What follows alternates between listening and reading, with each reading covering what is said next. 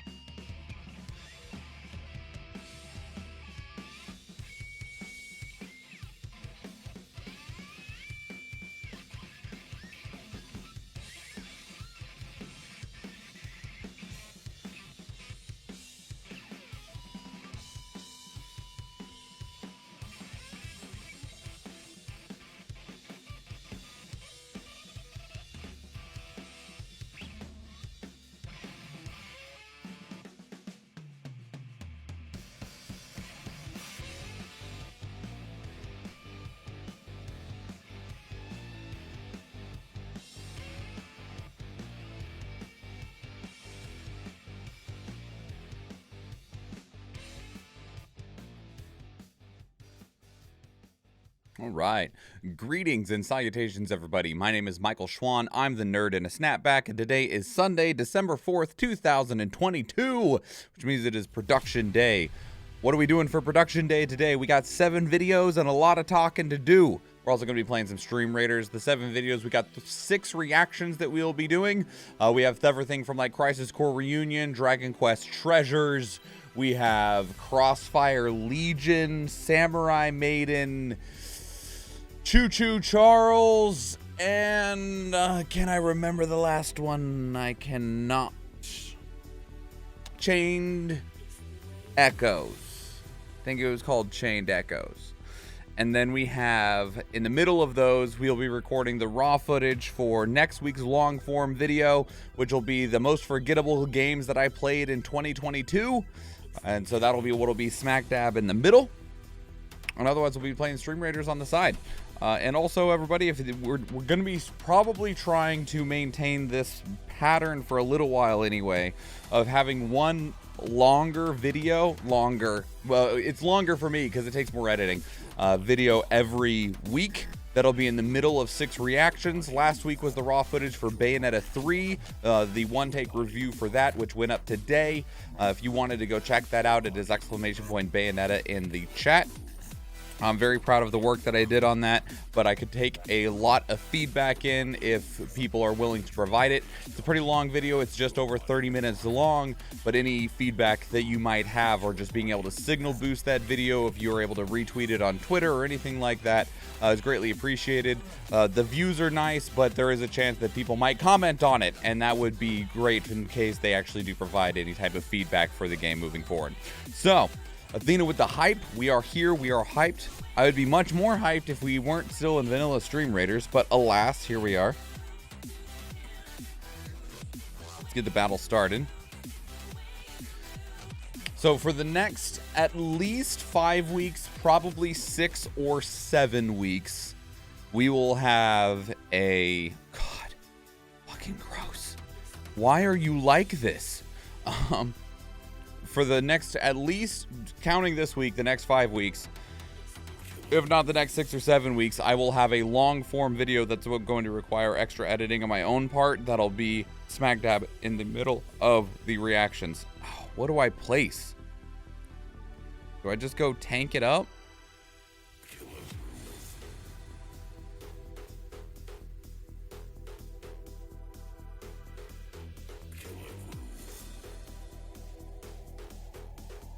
Gross.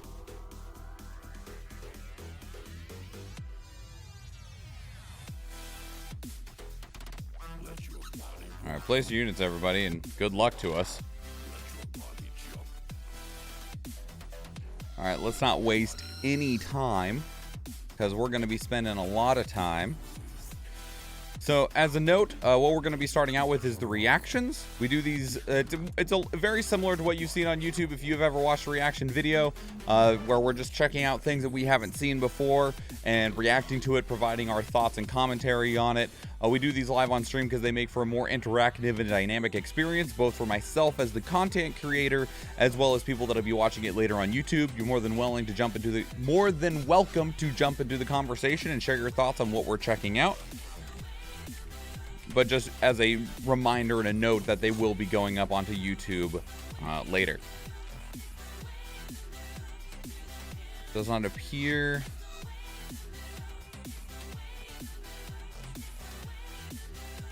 That a new trailer has went up for this since I made the list. The way that these will work is that I will read an intro off of my head, then we'll check out the trailer, then we'll talk about what we saw, and then afterwards, when it feels like the conversation is just starting to wrap up, or it's just time to go, I'll read an outro off of my head, and then we'll make faces. Face gets used in the thumbnail, rinse and repeat. And that's how that's gonna work. This one maybe?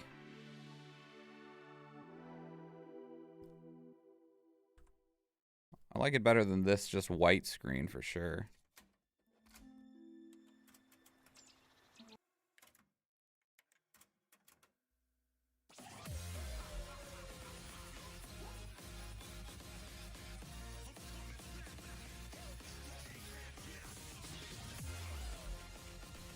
Yeah, we'll go with that other one. Make all the faces. Hi, friends. Hello, friend. How are you? I will. I'll make all the faces.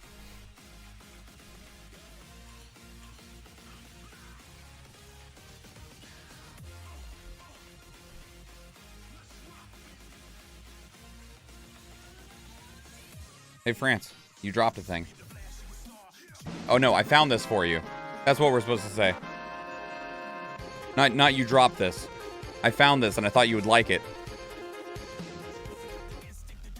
That's the more polite thing.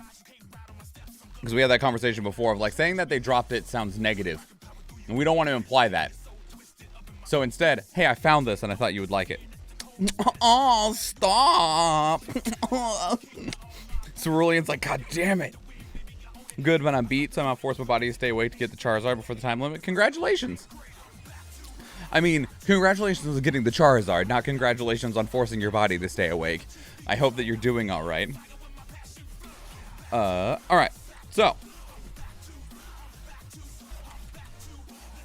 everybody, you're more than welcome to say hi to the new YouTube video. You can use the YouTube swan if you want, if you're a subscriber. Otherwise, use any emote of your fancy. It doesn't matter which one, as long as it's appropriate. It doesn't have to say hi. What I mean by appropriate is like no like bouncing dicks or anything like that, please.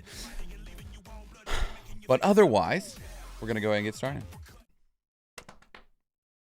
Got a very decent sleep in. Nice. Congrats. Get that sleep. All right, here we go. Greetings and salutations. My name is Michael Schwan. I'm the nerd in a snapback, and today we are checking out Chained Echoes. Now, this kind of took me by surprise in a lot of ways because it's one of those games that I feel like should probably be getting more attention, and it's just not.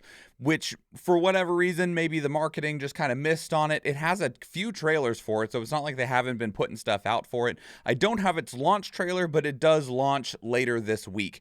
So, with that in mind, it is going to be a pixel art style RPG that is claimed to be inspired by Chrono Trigger. So, that should give you at least an idea of what we're going into.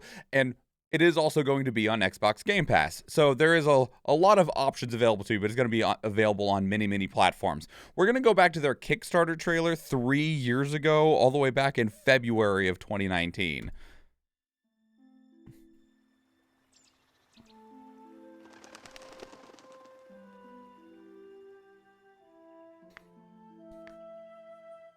After playing Signalis, seeing people make artwork with pixel art that is actually part of a video game and not just a still image is really cool.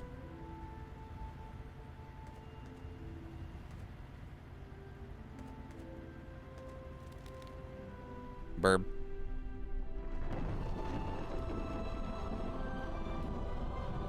Well. That sucks. Run, Burb! No, Burb, it's okay!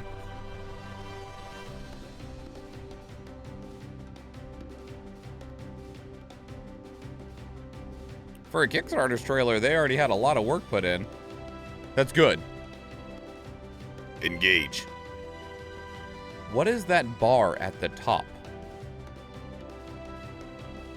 Is it like a combo gauge?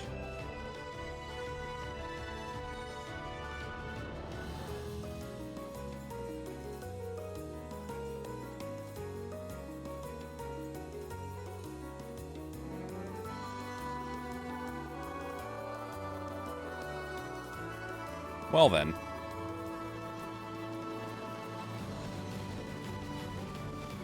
There are a lot of things happening.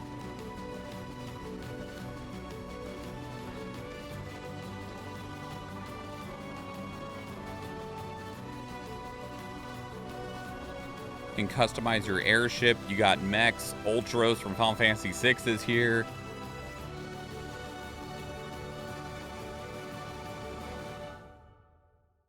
Damn, this was 3 years ago? How much have you done since?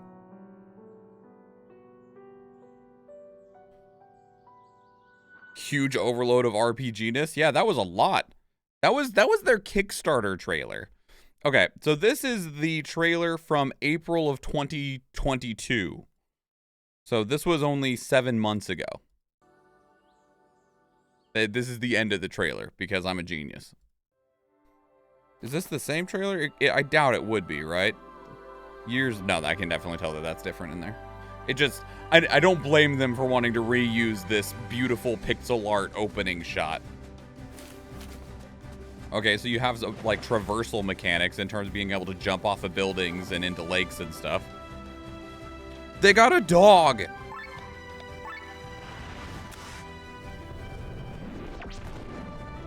Good lord.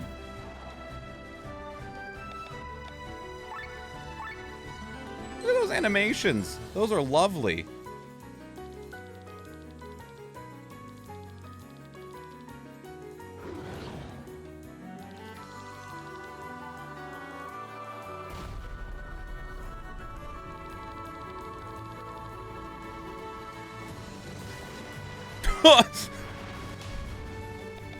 Your whole squad can mech up.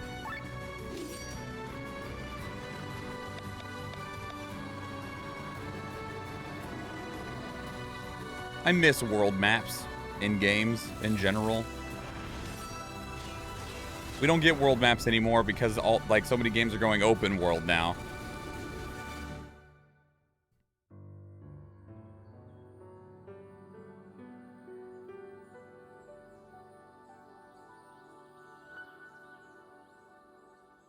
Neat. Okay. We still have one more, which is the release date trailer, and this was from 3 weeks ago. This was November 8th, 2022.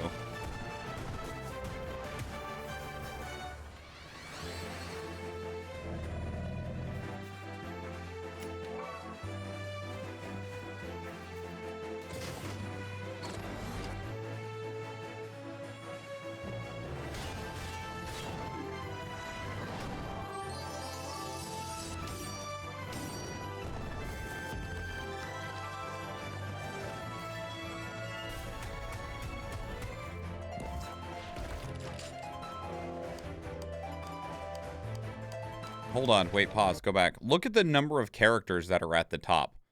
There's like 10 people up here. That's a lot of characters. That's not a bad thing.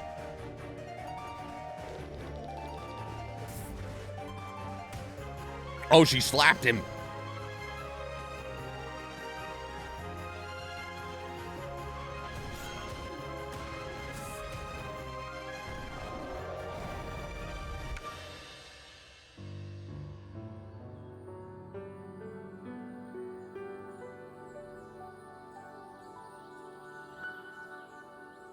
Okay, so that's Chained Echoes.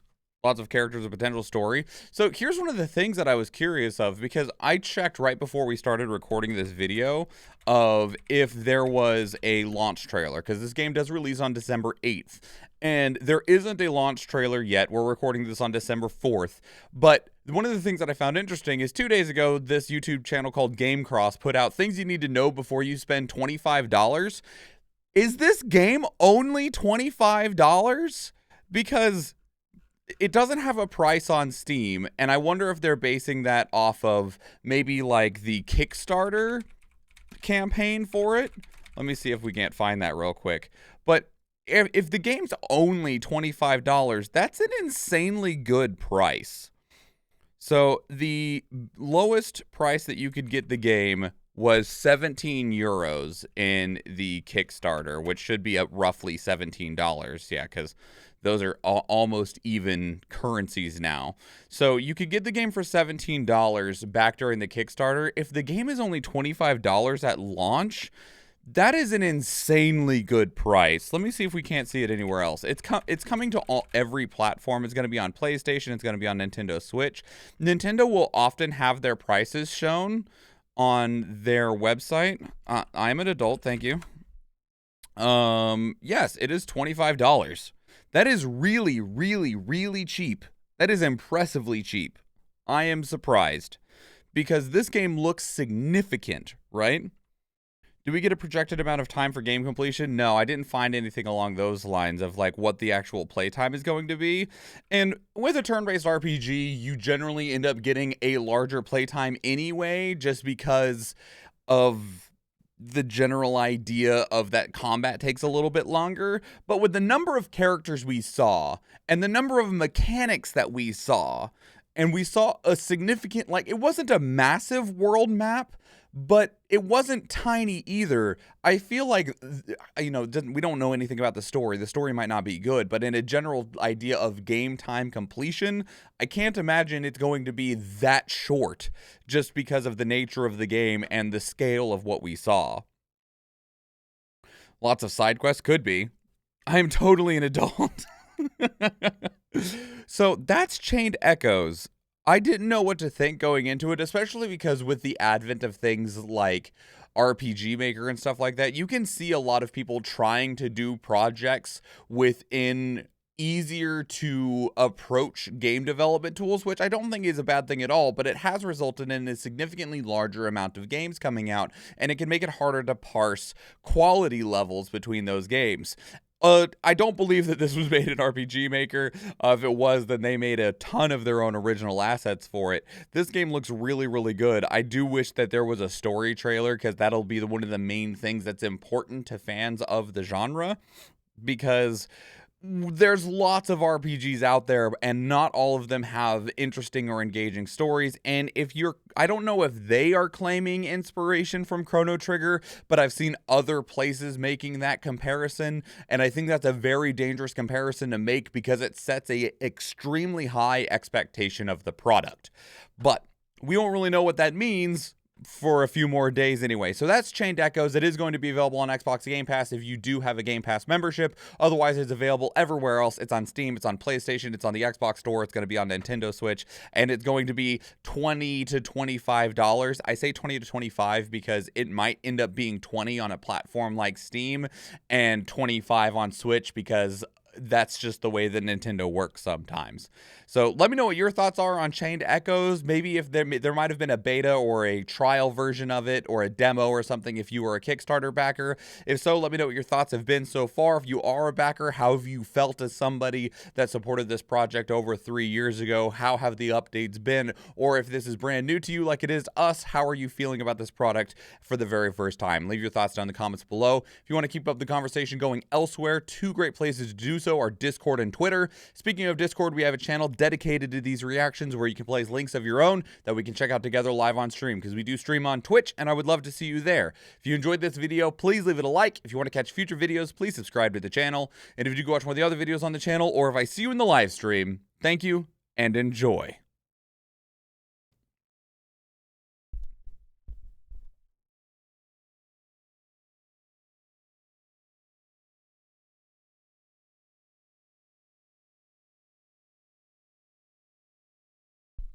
Looked wonderful in the most serendipitous way. It's really pretty.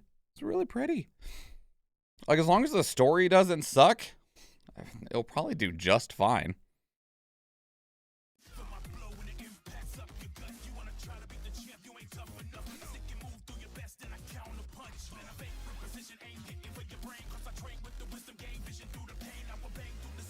Hello, Eve. Very middling for you.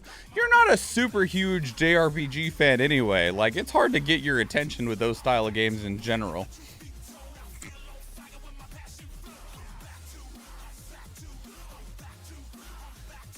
Ah, it does have a demo. A Gamescom demo. It looks like it might not be available anymore, though. Available for a limited amount of time, because I didn't see a demo option up here, so... It'll also, you know, one of the other reasons that I think Chained Echoes might not be getting attention is because Sea of Stars is still a thing that hasn't come out yet. And Sea of Stars is just been the one game that is a pixel art style RPG inspired by old school Chrono Trigger games, style games that has really taken a lot of the attention. And like, I backed this game on Kickstarter way back when, so like I already have a copy of this waiting for me when it's finally done, supposedly next year. But I think that's probably one of the reasons we haven't heard much about Chained Echoes, because Sea of Stars has just been the main thing that we've been talking about. Thorskin, hello, welcome in. Welcome in. We're checking out some video game trailers right now. It's difficult to get your attention with tactical turn-based. Well, it's not tactical, it's just turn-based. There is no grid or anything. It's like old school Final Fantasy or Chrono Trigger. After Children of Morta, I believe it was called, I kind of lost more interest than I already did. Sure. Not every genre is for everybody. And I feel like there's a lot of people that do not like turn-based RPGs. You either like them or you don't. I paused you. How dare you?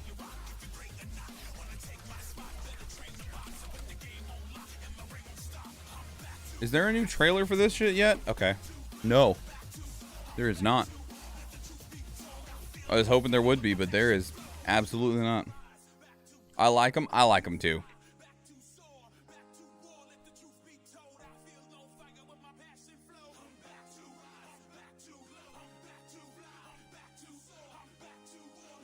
All right. We're going to go straight into the next one. I need to change hats, though.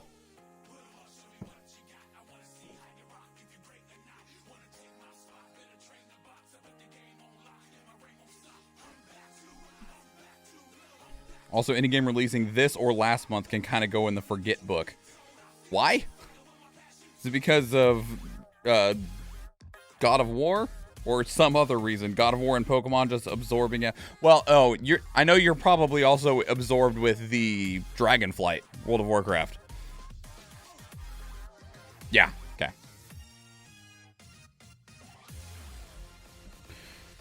Lunar was one of the biggest, like, non-major brand RPGs that I played when I was younger that I still have incredibly fond memories of, that I really, really want to go back and play. Obviously, like, Final Fantasy was one of the biggest ones for me, but definitely Lunar Silver Star Story is just massive. As, like, I remember nothing of it anymore, beyond it making me cry. But beyond that, I don't even remember what made me cry, but I remember absolutely adoring that RPG. I need to replay it. I really do. Like, there's a lot of games that I'm like, I would like to replay those. Like, I would like to replay this or that. Lunar is definitely something I need to replay. Especially, you know, 20 years later, so.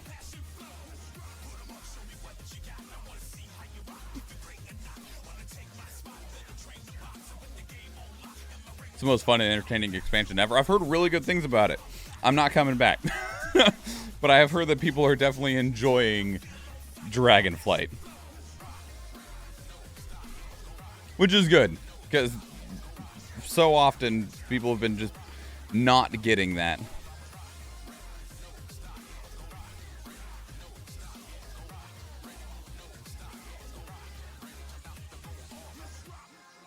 All right, everybody, we're going to go into the next one. Drop your YouTube swans, your high swans, your pog swans, or whatever emote fits your fancy, whether it's from my channel, another channel, or just a general global emote from Twitch. Whatever makes you happy to say hi to the next YouTube video. This one's going to be an interesting one. Do we got the quality set? Yeah, all right. Here we go. Greetings and salutations. My name is Michael Schwan. I'm the nerd in a snapback, and today we are checking out Dragon Quest Treasures. Now, we are only checking out one trailer, although it is the gameplay overview trailer. This game releases in just a handful of days. Thank you so much, Eve. And the thing with Dragon Quest Treasures is that I thought I had muted these, and that was really loud. I'm going to start over real quick. I apologize for that, everybody. I thought I had muted them, and that was okay. Like, normally I don't care, but that was really loud for me, and it disrupted my thought process. All right, here we go. Greetings and salutations. My name is Michael Schwan. I'm the nerd in the snapback, and today we are checking out Dragon Quest Treasures. Now, Dragon Quest Treasures, we only have one trailer for. It releases in a few days, and I was really hoping that there would be a launch trailer available for it, and there's not yet. There probably, hopefully, will be one in a day or 3 or something like that. But regardless, there's still only one trailer, and honestly, the marketing for this has been exceptionally small. There was the reveal trailer, this gameplay overview trailer, and nothing else. We checked out the reveal trailer, and my question at the end of that was, I don't know what the point of this is. Like, I couldn't tell what the purpose of the game was. You do play as characters from Dragon Quest XI, just younger. You play as a young Eric and, what was Eric's sister's name? We played Dragon Quest XI, but it was years ago and I forgot now. Mia? Nia? Anna? I don't know. Maybe they'll say it in here. Anyway, but beyond that, they're collecting treasure, and I don't understand the reason why. And it's got like a pseudo Pokemon mechanic in it with the Dragon Quest monsters. But the trailer that we saw, I couldn't parse the purpose of the game. So, being a gameplay overview trailer, maybe it will help. So, let's go.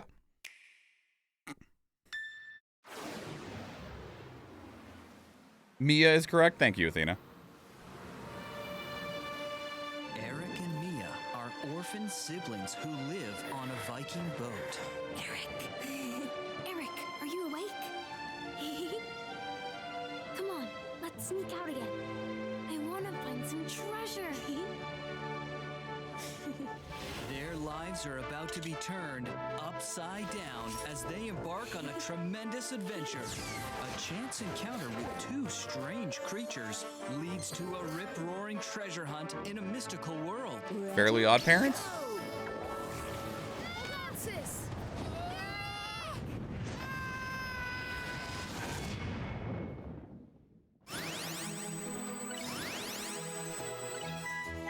They're transported to Draconia, an untamed land where monsters roam free. I am a nice slime. Some can be befriended and help the plucky pair traverse this fantastical world in pursuit of treasure.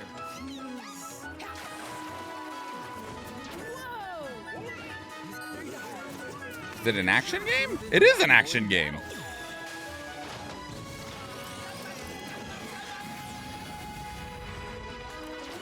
But also in the hunt for loot. as they help Eric and Mia leap, Take off! glide, Wouldn't be a modern open world game if you didn't have a glider. Where's my grappling hook? Accessible locales. Draconia is brimming with treasure, and these monsters will show you the world through their eyes on your quest to track it down. You'll want to use these treasure visions to your advantage. Oh, I can't wait!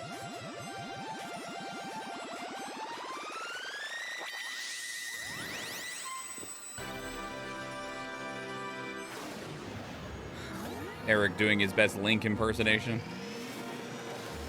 But there's one thing no self-respecting treasure hunter can do without, and that's a base. I hereby declare this our gang's brand new base. What kind of treasures? Every item of treasure you find will need appraising. All right. And as the value of the treasure in your vault goes up, so will your gang's rank.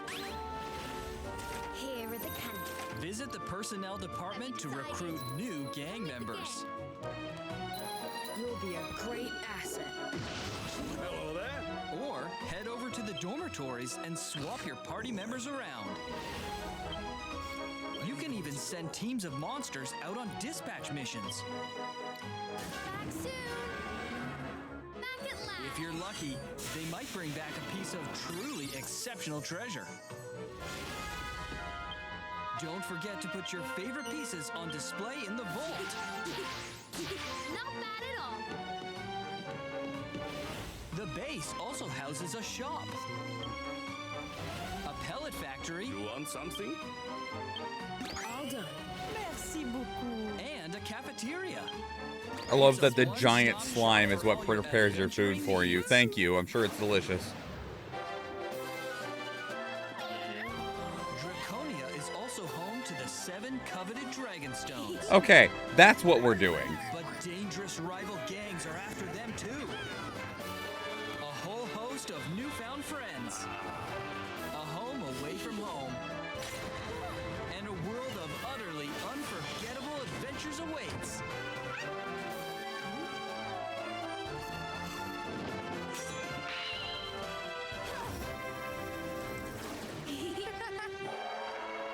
It's time to set off in search of your ultimate treasure. Family. Friendship. New for Nintendo Switch, the RPG where treasure is everything. Dragon Quest Treasures. Okay, so I'm glad that they had that little bit at the end because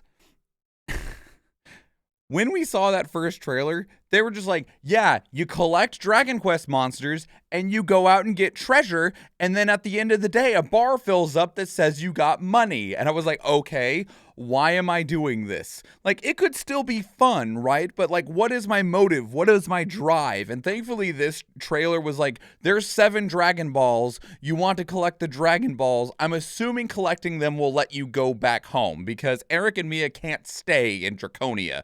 They're both kids right now. They have to go back to Erdrea. I think that was the name of the planet from Final Fantasy VII, from Dragon Quest XI, so that they can be part of the story of Dragon Quest XI. And so I was like, I don't know what the point is. Maybe they need to collect the 7 Dragon Balls to summon the dragon to ask for a wish to take them home so that they can actually be part of Dragon Quest XI. But I didn't have that before, and before I was like, this feels like a browser game of like, yeah, you can, turn on, cooldragonquestgames.com and run out and collect some treasure for a while and make your number go up, and there might be a little leaderboard.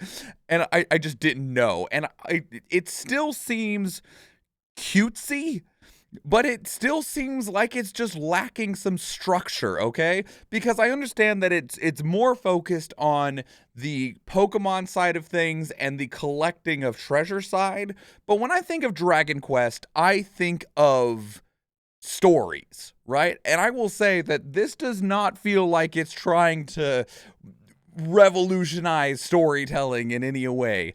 That's okay, but it's not going to be for me because I bet all of it's just going to feel unsubstantial.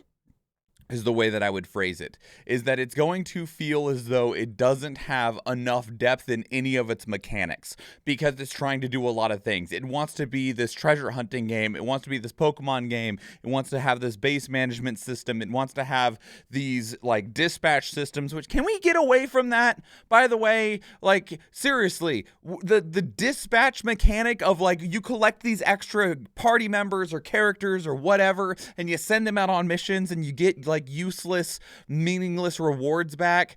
When are we going to be done with those? Like, that was such a mobile game mechanic from 10 freaking years ago. It almost killed World of Warcraft. Like, people want to talk about all the things that World of Warcraft did wrong. One of the biggest things it did wrong was going into Warlords of Draenor with the freaking garrison, stronghold. They called them strongholds. And you had a bunch of dudes that you could send out on missions that made it where you didn't have to play the game anymore. And we keep on seeing them be put into large games. And I don't feel like they belong in large games. In games like gacha games on your phone, they work fine, right?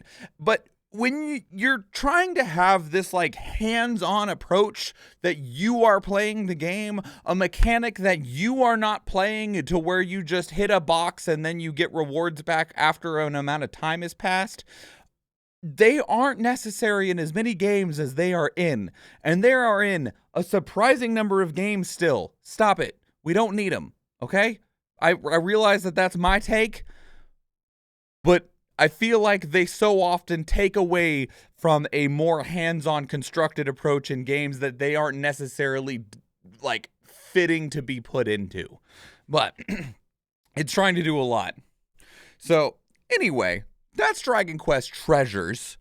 I don't think they have a lot of faith in this game, and maybe I'm wrong, right? This game will probably do well in Japan. It's on a mobile platform, the Nintendo Switch. It has the name Dragon Quest on it. It'll probably sell pretty well overall. But the lack of support and marketing that I've seen for this game, this game comes out in days and has had 2 trailers for it total. And this one at least gave us a little bit of an idea of like what we're going to be doing. Although at the same time, I don't feel like it really, for a gameplay overview trailer, it sure didn't explain how combat works. I don't know. We'll see what happens though. I will happily be wrong if that is the case, which I mean, lots of people are being wrong right now. So anyway, let me know what your thoughts are. That's Dragon Quest Treasures. Put your thoughts down in the comments below. If you want to keep the conversation elsewhere, 2 other places to do so are Discord and Twitter. Speaking of Discord, we have a channel dedicated to these reactions where you can place links of your own that we can check out together live on stream, because we do stream on Twitch, and I would love to see you there.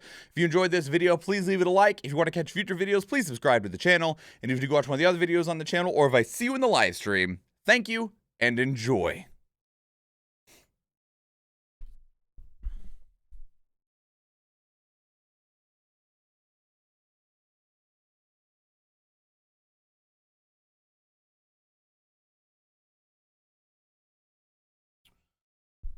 But do you have to market Dragon Quest? I suppose not.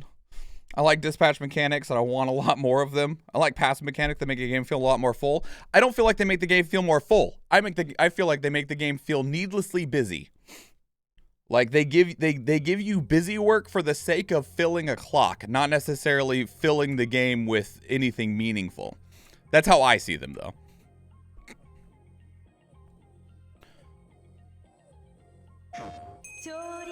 Hey, I paused you, damn it. How dare you? And a game being busy is not the same as being full.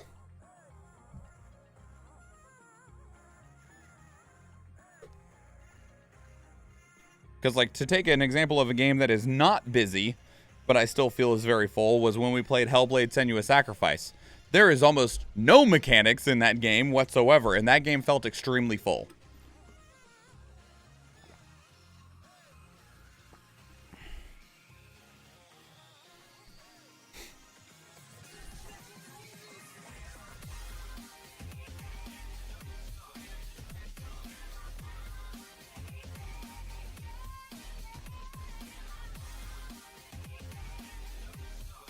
Probably that one.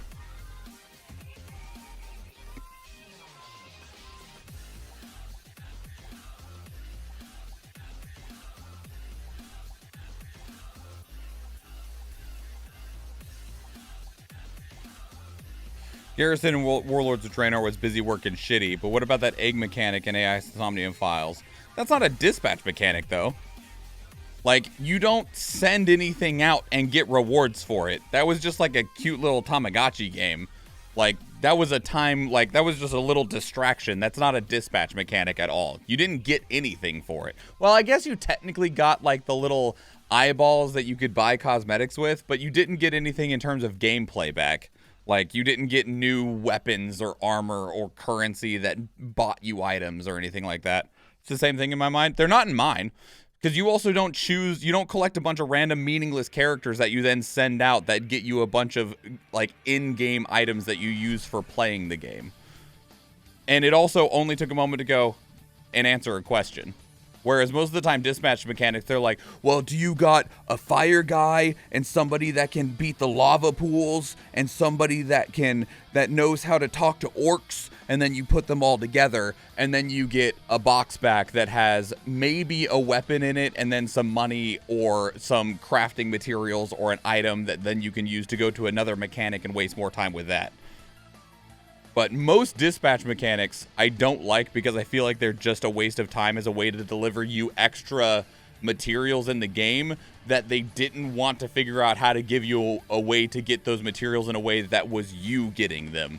That wasn't just clicking through menus.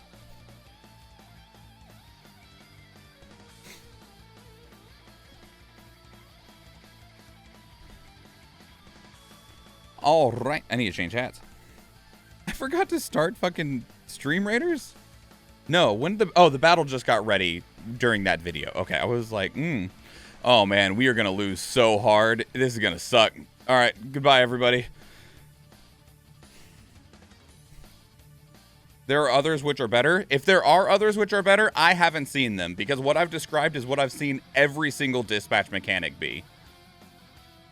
Like, I don't know what game has a good dispatch mechanic, but I haven't seen them.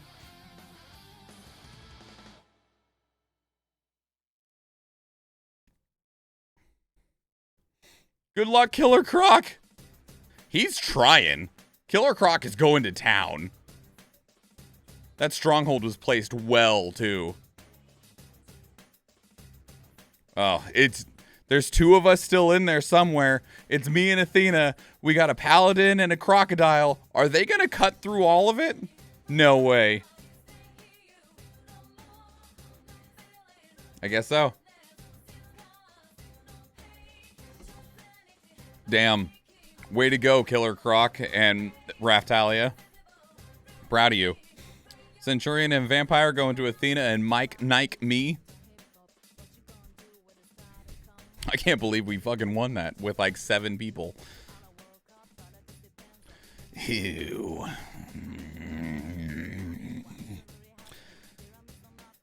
What do we place on this one?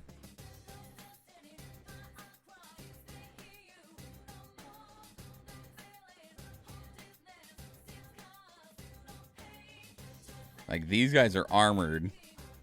Ranged. Assassin.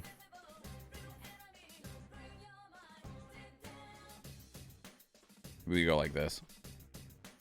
Yeah, I think this is what we do. I think we go like this.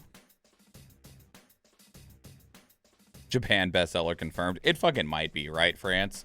Just because that, like, Japan goes so hard on Dragon Quest, it might end up being a Japan bestseller.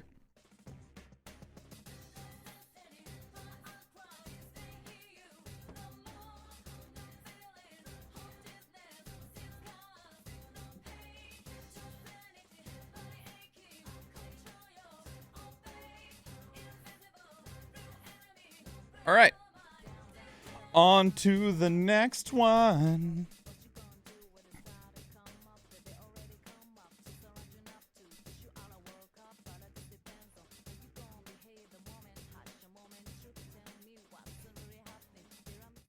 Okay.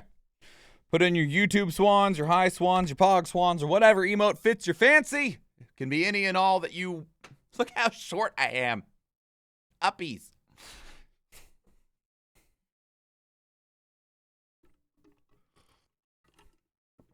It's fine. Hey, look, I'm not short anymore. All right, here we go. Greetings and salutations. My name is Michael Schwan. I'm the nerd in a snapback, and today we are checking out Samurai Maiden. Now, potential content warning? I don't know. I just got a general vibe, especially with some of the stuff that I saw while we were grabbing these trailers, that there might be some risque DLC outfits, which I'm not too surprised about. But anyway, what is this game? What I do know is that it is an isekai action RPG. So you are a girl from the 21st century that was put into ancient Japan. I'm not sure where in terms of Japanese history. And then you become a samurai maiden. You hack and slash your way to victory, and you make some friends along the... There's more to this game than loot. I don't know. That's what we're going to find out right now. So that's what I do know. Yeah. But we got 4 trailers. We got everything from its announcement. It was only announced 4 months ago in August, and its launch trailer just came out. It releases on December 7th. So, yeah, here we go. Let's go.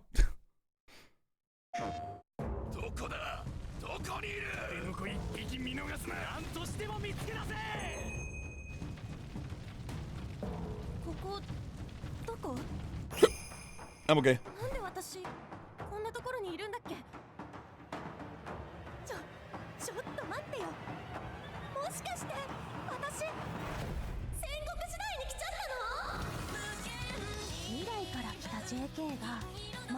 Gen Z girl slays the Demon King. That's a brand new sentence. I'd watch that anime. No, you're playing in that game. VTuber Adventures. I love it.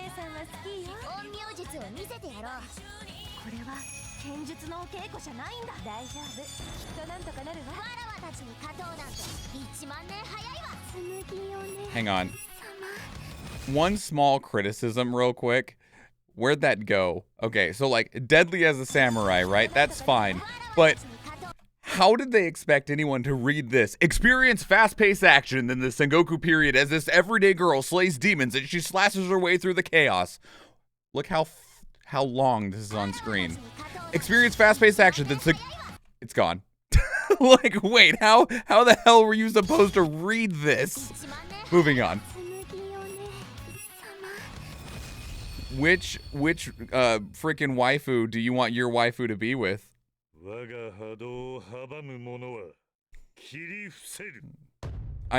Did this dude seriously look like, I realize it has a very specific art style, but this dude straight up looks like he used like eyeliner to draw his beard on. Because, you know, people didn't watch this just once. What? What are you talking about? I like her design, though. Her freaking, like, arm wrap with all the talismans on it is super cool.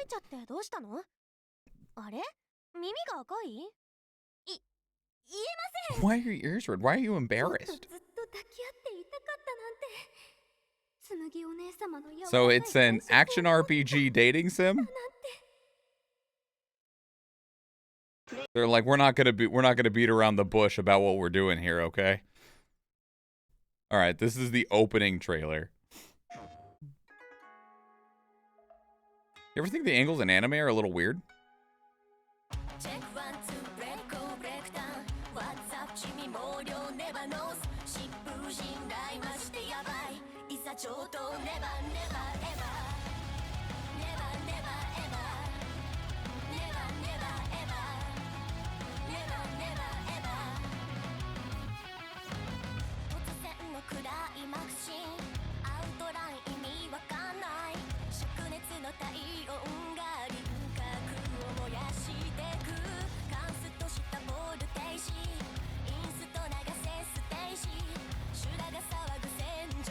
There are more characters than I was expecting. It's the bad guy.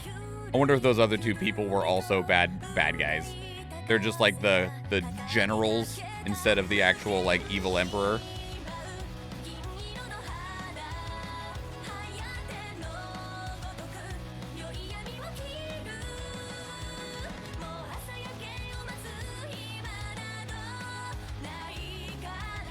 Seems like a bargain bin game I would devour over a holiday.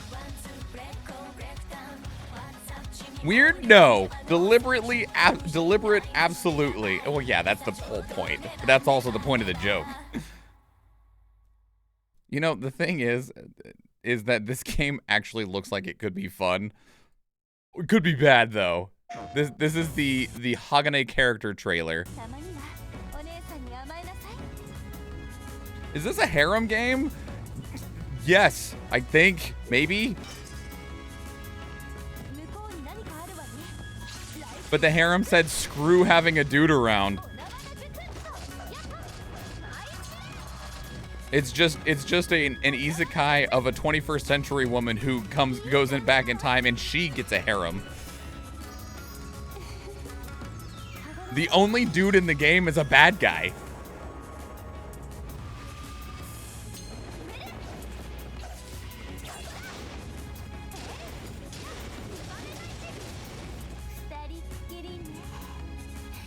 Like, the thing is, it doesn't actually look like they,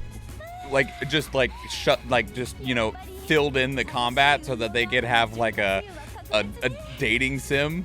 The combat actually looks like they put a little bit of time into it. Does she have her phone? Is that what that is? She has her phone in the past with her? Does this count as LGBT plus, or is it patriarchy eye candy? I mean, initial approach, like initial comment would be probably patriarchy eye candy, but that also really is more determined on the structure of the characters and the story and how they handle one another. Hey Roji, welcome in. All right, so this is the launch trailer. This is the last one that we have for this. Just have all women, big brain moves, right? Don't gotta worry about toxic masculinity if there's no men.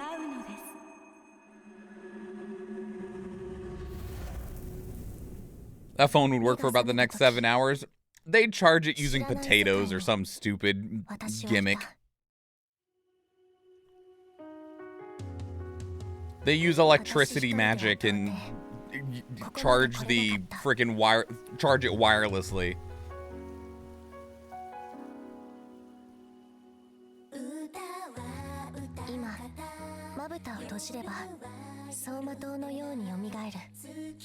Yeah, it just uses mana. Duh, God. Even our modern phones just use mana. We just don't know how to manipulate it. God.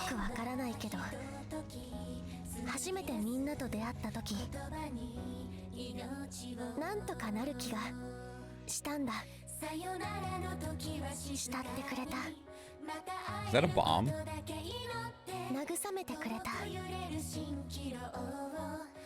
Yeah, she just charges it with her lightning arm.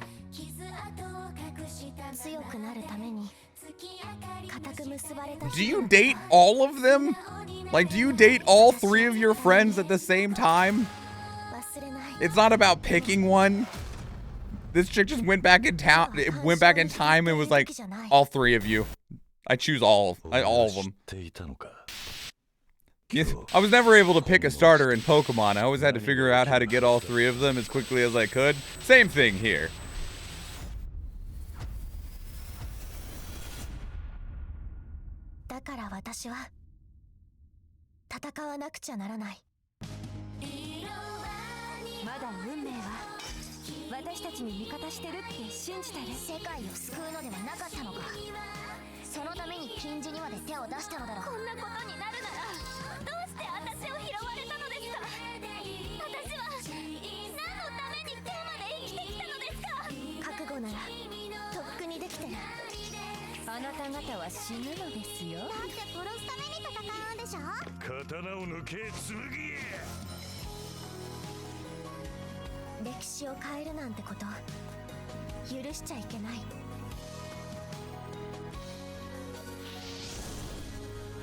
Little did we know that is actually her father that came from the future as well.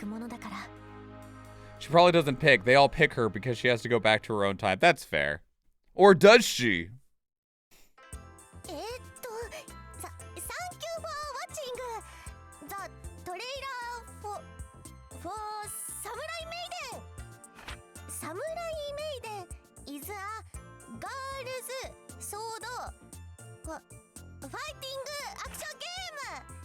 There it is. There we go. We had to get the hot springs outfits out.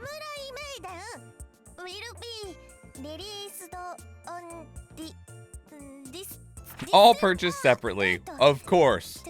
That's how we're actually making our money. That's actually not even true. This is $60, I would like to point out. This game is $60.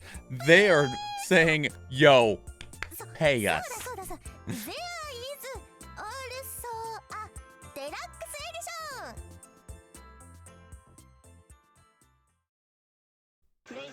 edition. What? Yes.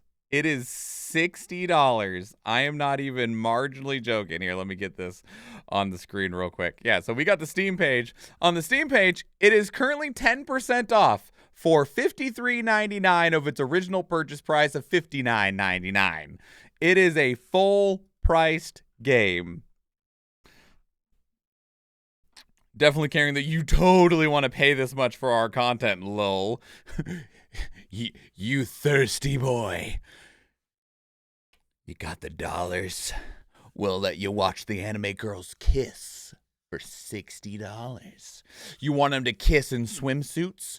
That's going to be an extra $10 per swimsuit.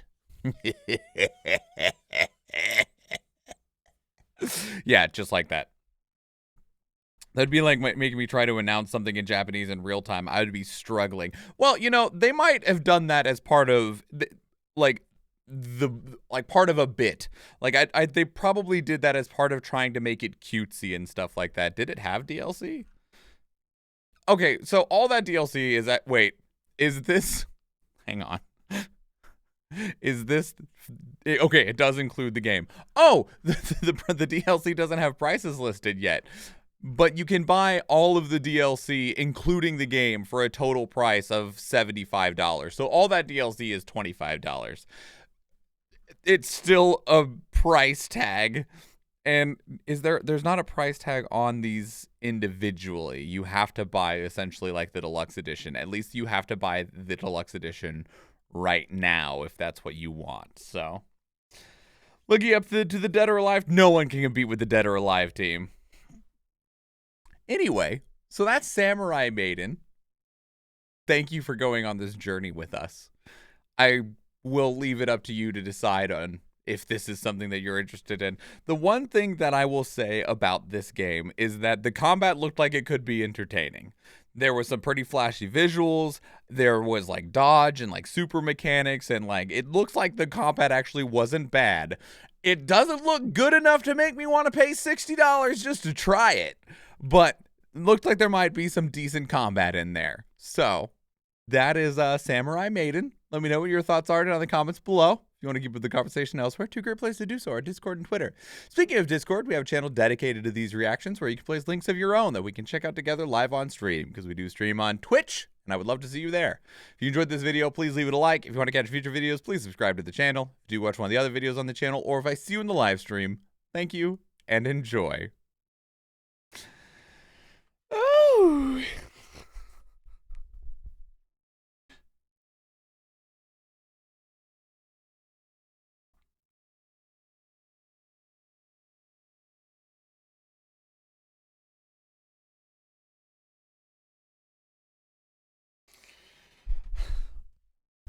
Well, if you know, you know. Good Lord. Oh, man.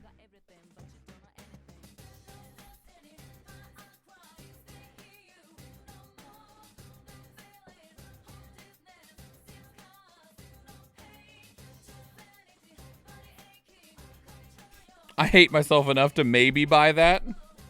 I won't judge you. How much is the game normally? Yeah, okay. Athena already answered.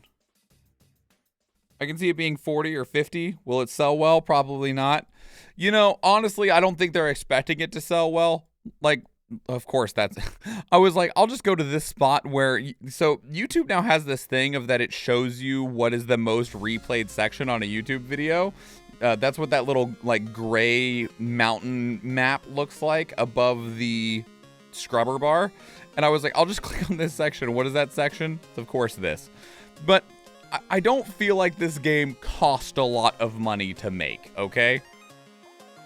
Like, the visuals of this game are not one that I'm imagining that they spent a ton of money. There are 7 characters. There's probably a dozen enemies, and the environments are all pretty rudimentary. They didn't spend a lot on development, and so they probably don't have a very significant bar for recouping their investment on this game, and the content of it is one that they will probably get more money than we think they should just because of the content of the game.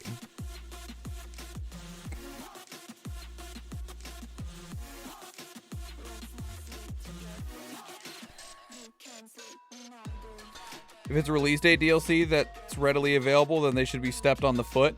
Oh, I guarantee you that absolutely it is. Like, but it's all just cosmetics and background music, apparently. This is also how they intended on making more money, was by putting all the girls in schoolgirl costumes, the swimsuit costumes, more swimsuits, more school costumes, and some background music. That is the most unique of the costumes so far, is for the main character having like different colored hair and like this like really cool, I forget what this is called, but anyway, yeah. It can't be added mainline without also adding the age restriction. What was it rated?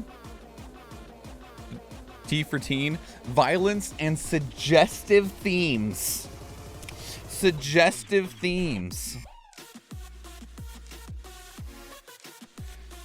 Was tempted to do game requests for the memes. Yeah, we have a tight schedule right now.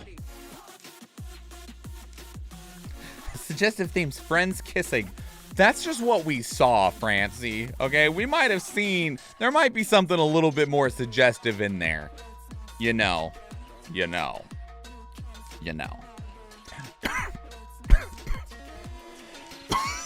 I'm okay. Okay. How much time do we have on this battle?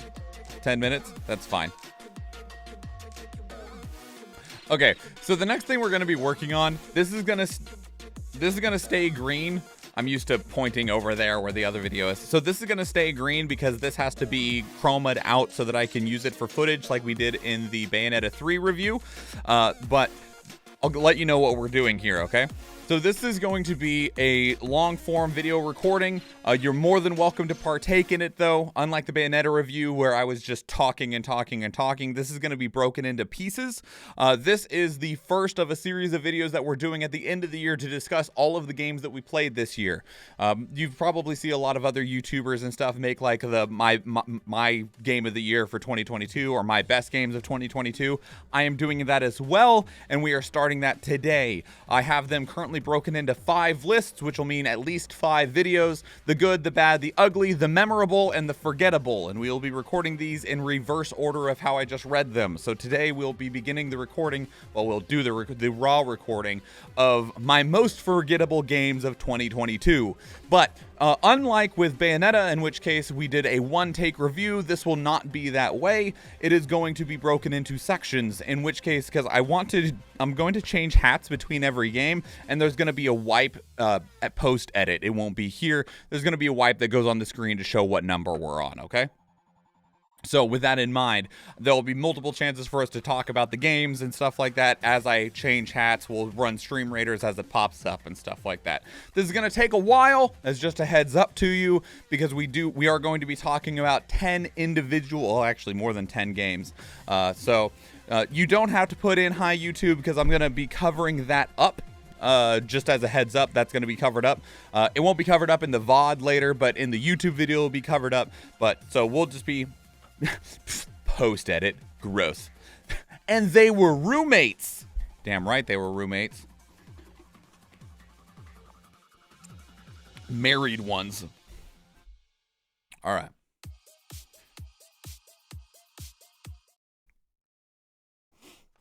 Free reign on chat. Let's go. Yeah, go nuts.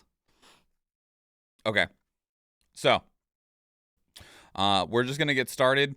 I'll be pausing at certain moments to change hats and chat with everybody and all that stuff. So just as a heads up of how this is going to work. People got all these fun roommates and I'm here living alone. Roommates aren't always fun. Just saying.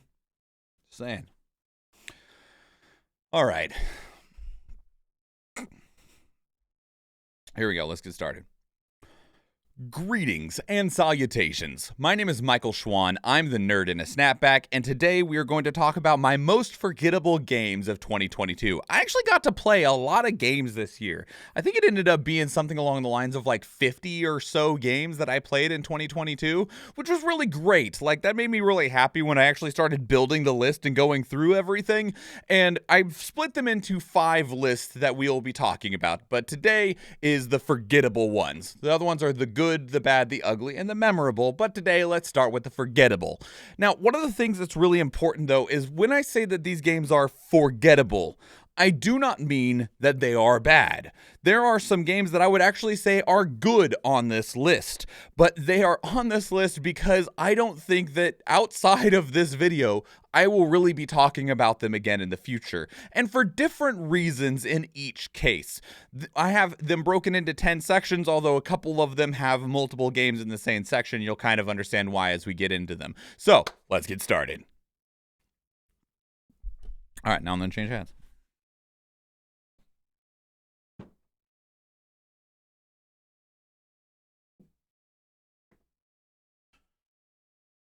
This video is going to have like 12 hats in it.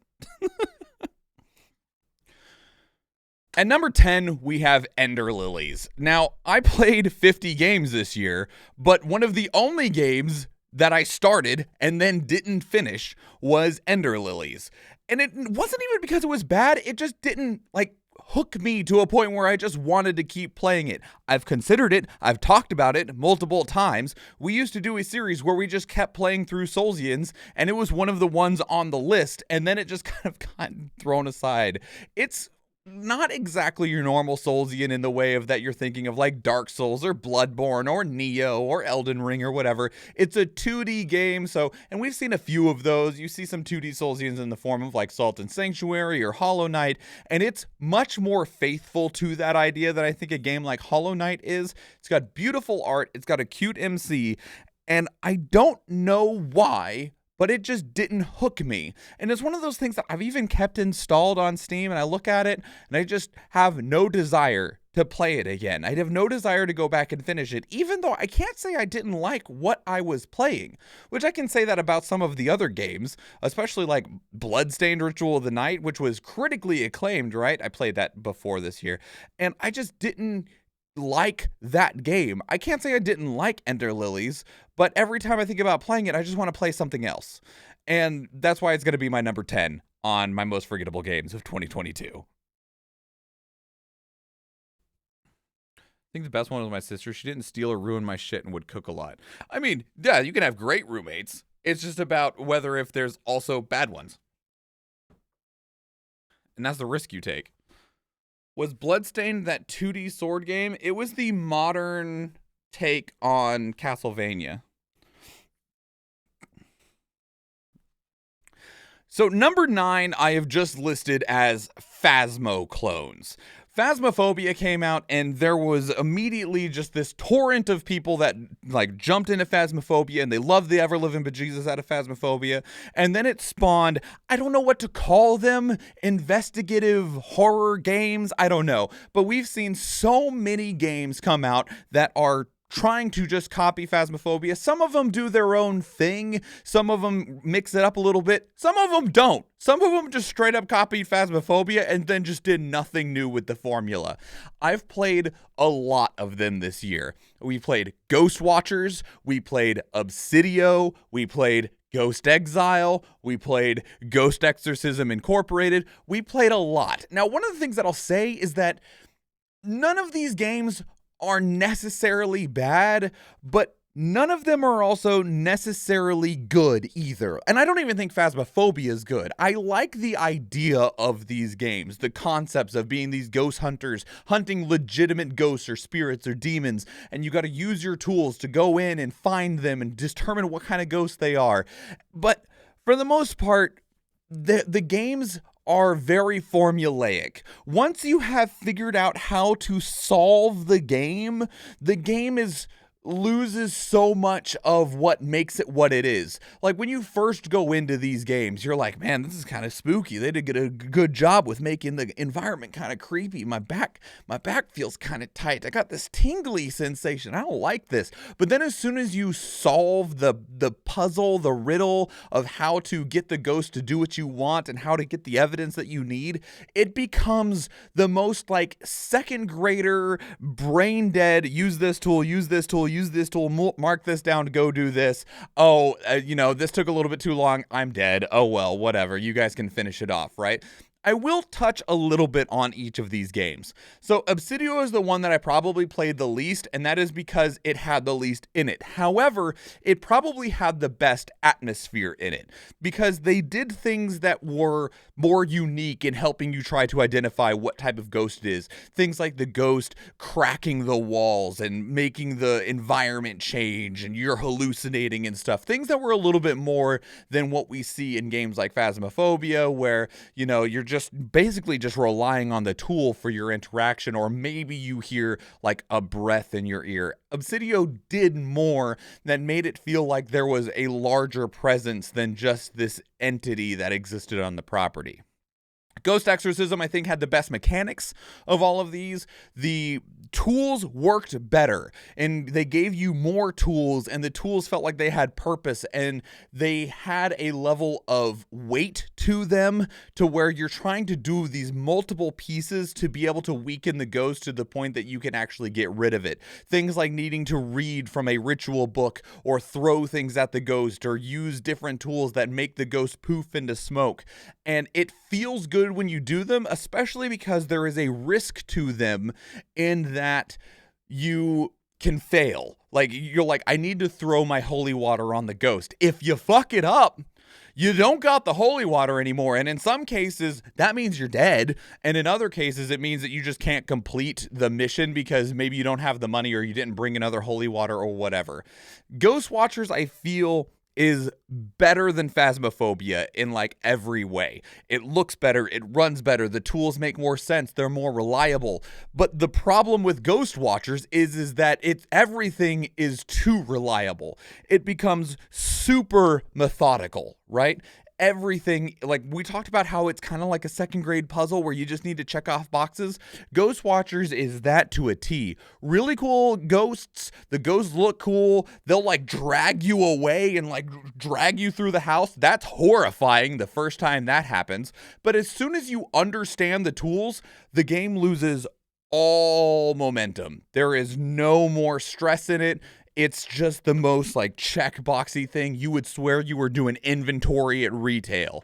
And then the last one is Ghost Exile. Now, Ghost Exile, the thing that I'm going to note here is that some of these games are like Phasmophobia, in which you go in, you find the ghost, and then you leave. Some of these games, you go in, you find the ghost, and then you are told to exorcise the ghost. And the way that you do these can be slightly differently from game to game. Sometimes you'll get the evidence, and then it'll tell you need to take these steps and banish it.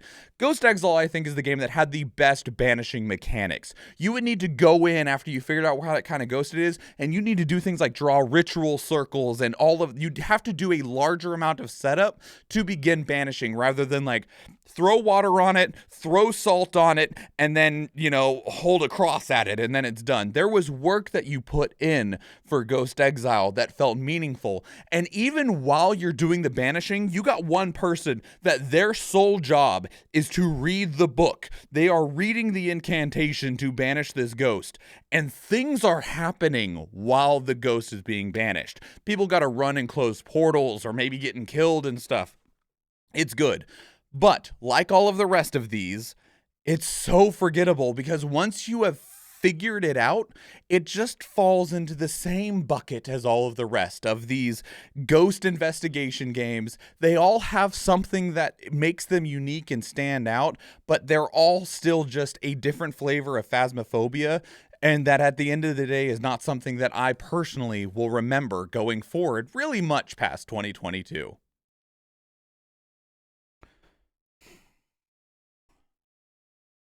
By hour 3, you can do it with your eyes closed. That's the way it almost feels, for sure.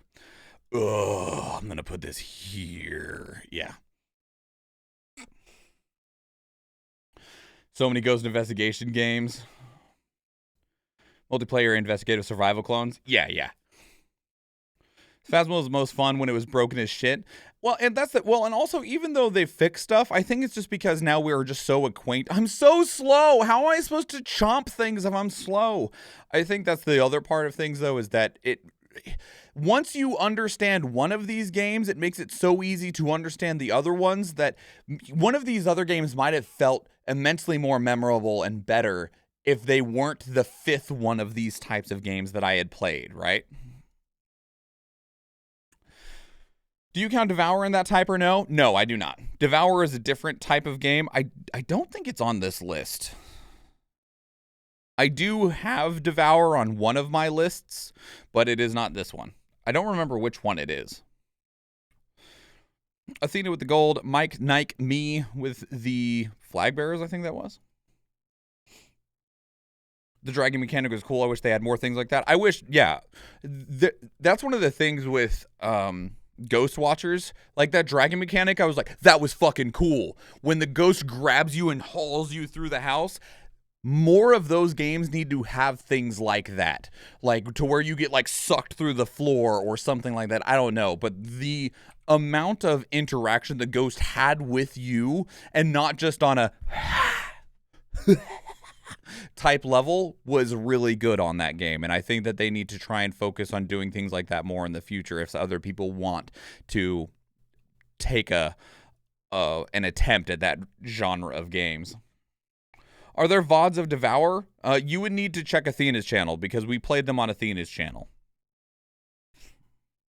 I probably have them saved somewhere on a drive because Athena doesn't have a VODs YouTube channel the way that I do, where all of the VODs are saved uploaded onto the YouTube channel for archival purposes. But we should have some of the VODs somewhere. Did you plan on the St. Peter Cross for this time of game? Yes, technically I did. In that when I went over there to grab a new hat, actually, when I went to go grab a hat for Ender Lilies, this was the next hat in the list, and I went, no, that should go to the Phasmo clones, because that's just more fitting.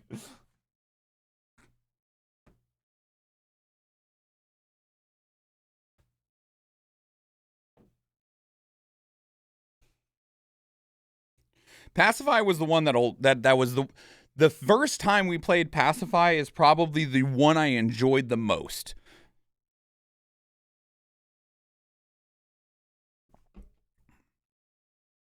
That's also on one of the other lists. Okay.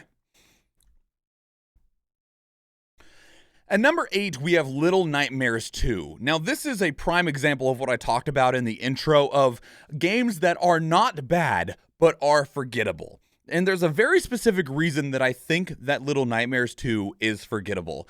The largest being is that it is a sequel. Okay, I played Little Nightmares 1. I really liked Little Nightmares 1. Little Nightmares 2, I also really liked, but Little Nightmares 2 felt like more of Little Nightmares 1. They added a character, so now there's 2 characters that are running around instead of 1. This allows for new types of puzzles, but it didn't really change anything in terms of depth of mechanics. There are larger, more grandiose sections that are really cool, and they're really like neat moments, like the Pale City, and the city is bending around you, and you got the strange man or whatever his name trying to get at you, and the final boss, which I'm not going to talk about for spoiler reasons, is a really cool spectacle, but it just felt like more. And when I think back on Little Nightmares 2, it's hard for me to think of what was Little Nightmares 2 and what was Little Nightmares 1.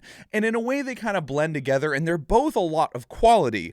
But when I went to Little Nightmares 2, I was just thinking of Little Nightmares 1 and feeling like, okay, this is like this is like this. And when I look back at this in years to come, I will probably think of them together, but that doesn't necessarily mean that I'm remembering Little Nightmares 2. And the thing that was most defining for me was my experience in Little Nightmares 1, because it set so much of the tone and the energy and the atmosphere that existed within this world and this universe.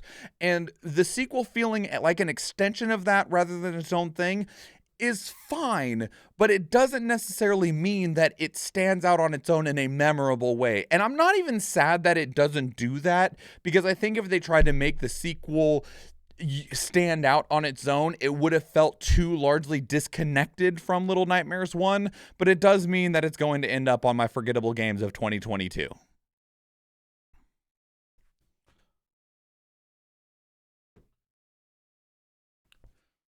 I got hats, I got hats, I got hats, I got hats, I got hats.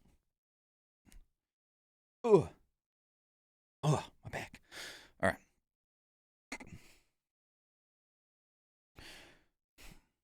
Green can, green screen. I hope. Oh, no, it won't be. It will not be at all.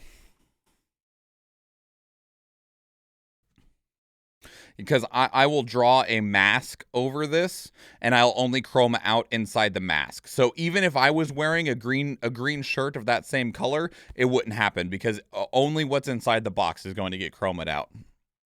And only on the layer that the box is.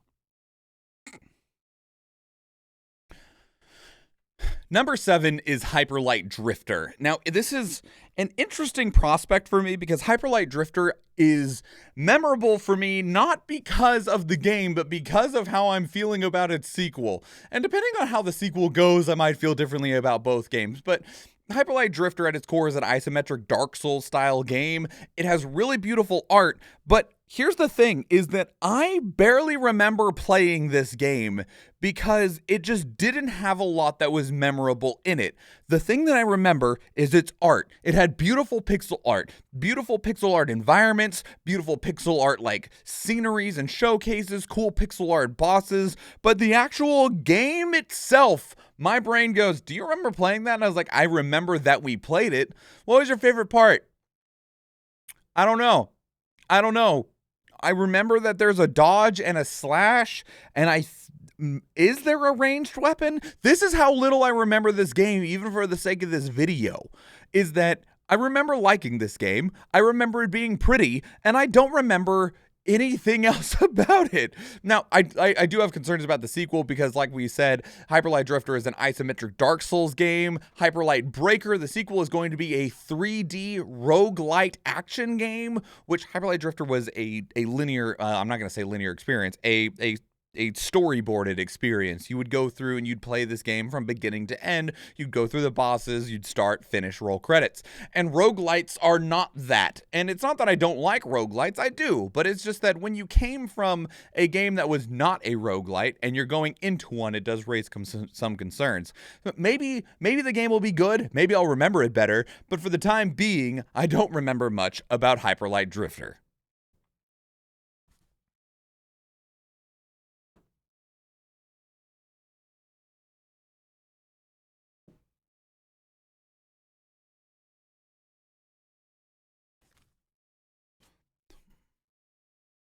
Just keep rolling through these. Hey, Star. We're talking about, I'm working on recording the raw footage for my most forgettable games of 2022. Of what games that I played in 2022 that I found were forgettable. I've seen it played twice and I don't recall anything. That's fair.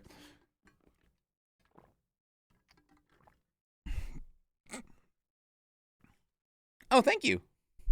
Yeah, we got their little like glitter reindeer on these ones, and then these are like presents, and then this one is like just like a kind of a golden glitter color, and then this one is the same as the thumbs.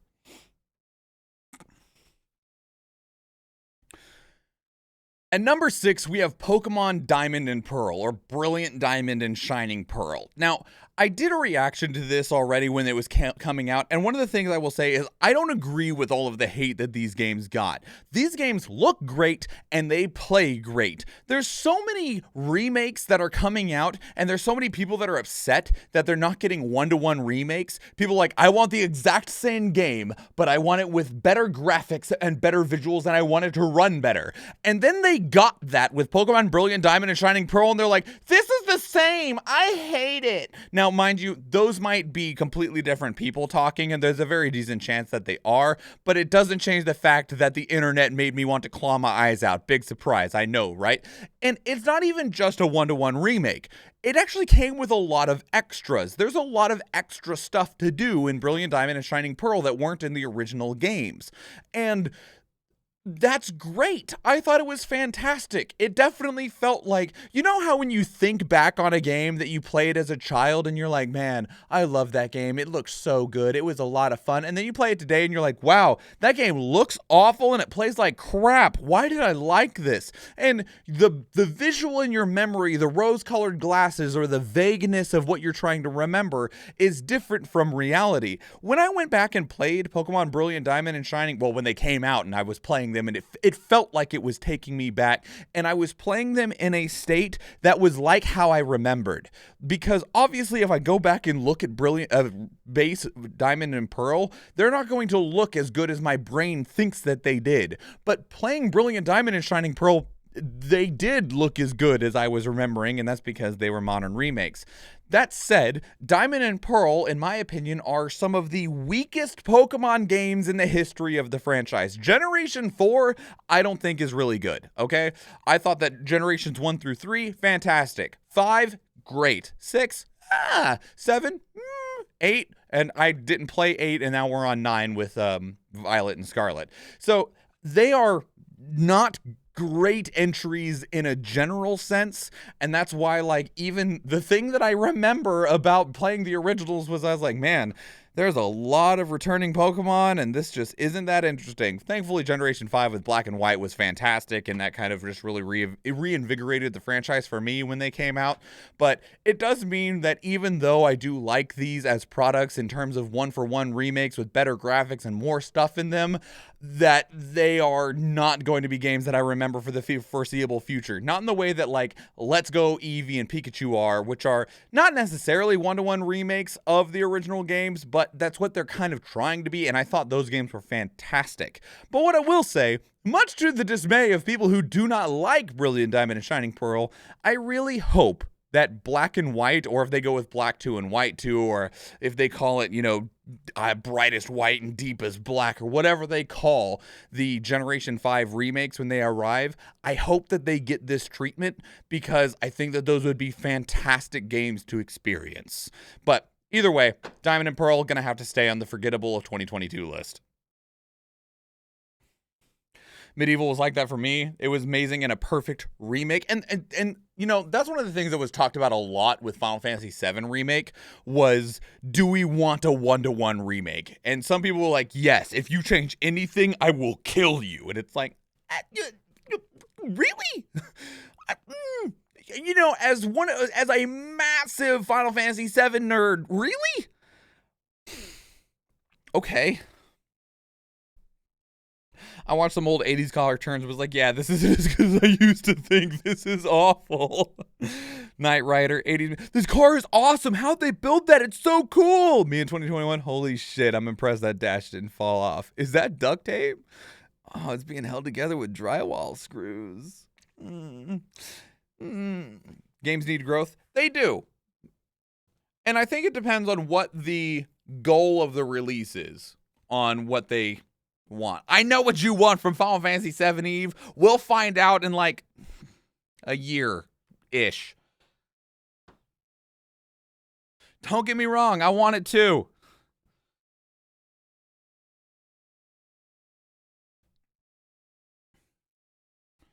I want it too. That is one of the largest questions of the entire remake trilogy. Oh, and how obvious it was they made a seat suit when the car was driving itself. Yeah. Well, one of the other things is, with old games and old movies also, is that old games were designed with CRTs in mind. The games actually did look better back then than they did now, because the scan lines were built into the idea of how the art was portrayed. And on top of that, the same thing can be said for movies and stuff. They were able to get away with more because we didn't have 8K, high definition, hyper remastered, brilliant lighting versions of these movies that have been touched up and stuff to make those details of things like a seat suit more obvious to us than when we were either sitting in a dark movie theater or sitting at home with our, crappy CRT TVs.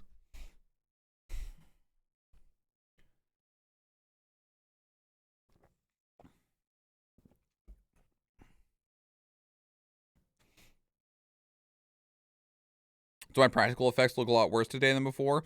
Or they have to try a lot harder? Mad Max Fury Road, I will still hold as like, here is a brilliant display of how you can use practical effects in a modern setting, and they look really, really good. All right, here's the next one.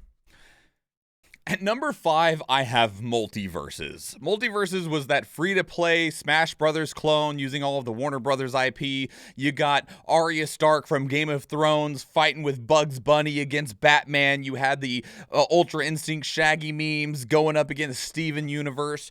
Now, this game had a massive launch, and I was part of it. I got to play in some of the closed betas. I got to play in the open betas. I was there when the game launched. I had this massive launch with over 150,000 people playing it all at the same time on Steam. We don't know how many people were playing it on consoles, but console numbers often outdo PC numbers because there's just more of them. Consoles are more accessible for people to get into. They got normally a lower baseline price. You got people gifting them to Christmas. Not many people are getting gaming PCs for Christmas, so there's normally more out there of people playing games on consoles, which is perfectly fine, but it does mean that there is probably like 500,000 people playing Multiverses at launch. I don't think that's an unreasonable estimate when there's 150,000 people playing on Steam alone. That said, I checked before making this video. This game now is scraping around the 2,000 player mark on Steam. So I'm putting it on my forgettable list, and it seems like everyone else forgot too. Now, why is that though? This was a good designed game with really good visuals. However, you had very limited stage options. You had a very small launch roster, and that's really a painful thing for fighting games because it's really important in fighting games for people to be able to find a character that they identify with, that they gel with, that they enjoy playing as, and oftentimes that becomes their main, and then they just play that character. Maybe they'll have a couple of side characters, so you got your main and one or two, extras on the side, but when you have such a small roster, especially in a new game, it makes it difficult for people to find that identity. They also had a lack of depth in the combat because while we say this is a Smash Brothers clone, and it absolutely is, they didn't have some of the things that make Smash Brothers what it is for a casual audience, okay? There are no items in this game. There technically is, there's Shaggy's sandwich and a Meeseeks box, but there's literally 2, okay? There's no items in this game that lead to weird and wacky and fun things happening at all. And the game, for the most part, is a strict 2v2 requirement. And this allowed them to do some interesting team-based mechanics. One of the characters I played the most was Wonder Woman, and Wonder Woman, she has this ability to teleport essentially to her ally and give them both a shield that'll block the next hit that they take. And you have Batman that's able to grapple people over to him, and Rain Dog does the same thing. And you have bonuses and buffs and stuff and movement mechanics that interact with your ally. And that's cool, but there was only 2v2. And that made for very limited gameplay when you don't have anything else that's spicing it up. You don't have crazy stages that are making, variables exist that wouldn't exist otherwise. You don't have even a 2v2v2v2 to where we can't let you do 4v4 because we haven't designed the mechanics for that, but you can get these big crazy brawls that happen when you have 8 players on the screen. And the stages just also, like I said, there was very few of them and they were limited in design, which meant that once you'd kind of explored that surface level of the game, there wasn't anything else. That's where it stopped.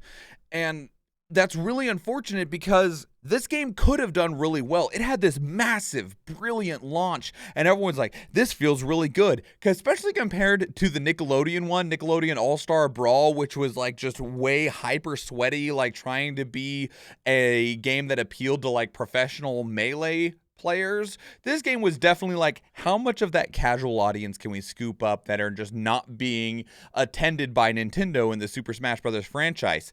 And they're still developing for it and still putting out new characters. Like, I think Marvin the Martian either just came out or is getting ready to come out. But I don't know how much of a future this game has when it went from 150,000 players down to 2,000 players, right? If it was still floating around like 10 to 25,000, those are healthier numbers, but 2,000 players are going to continue to dwindle off. And I just don't know if this game has much of a future because it just doesn't have enough depth for people to really want to fill the pool. But until like they make some sort of announcement that is some sort of overhaul about this game, about more interactive stages and injection of items, something that makes the game more than it is at its base launch, I don't even think about it in the slightest anymore. I've completely forgot about it. It's not even something that I'm like, man, I really wish Multiverses was better, right? Because I have games like that, or I was like, I really wish this game was still around. Battleborn, I haven't forgotten yet. I really wish Battleborn was still around, different conversation. But there are things with Multiverses that I'm just like, I don't know, man. I don't know what you do to fix it. Good luck, I guess. I don't know. I'm moving on to other things. So that's why Multiverses is sitting here at number 5. I got bored of that game so fast. We played it for like a week, 2 weeks, and then we were like, what else is there?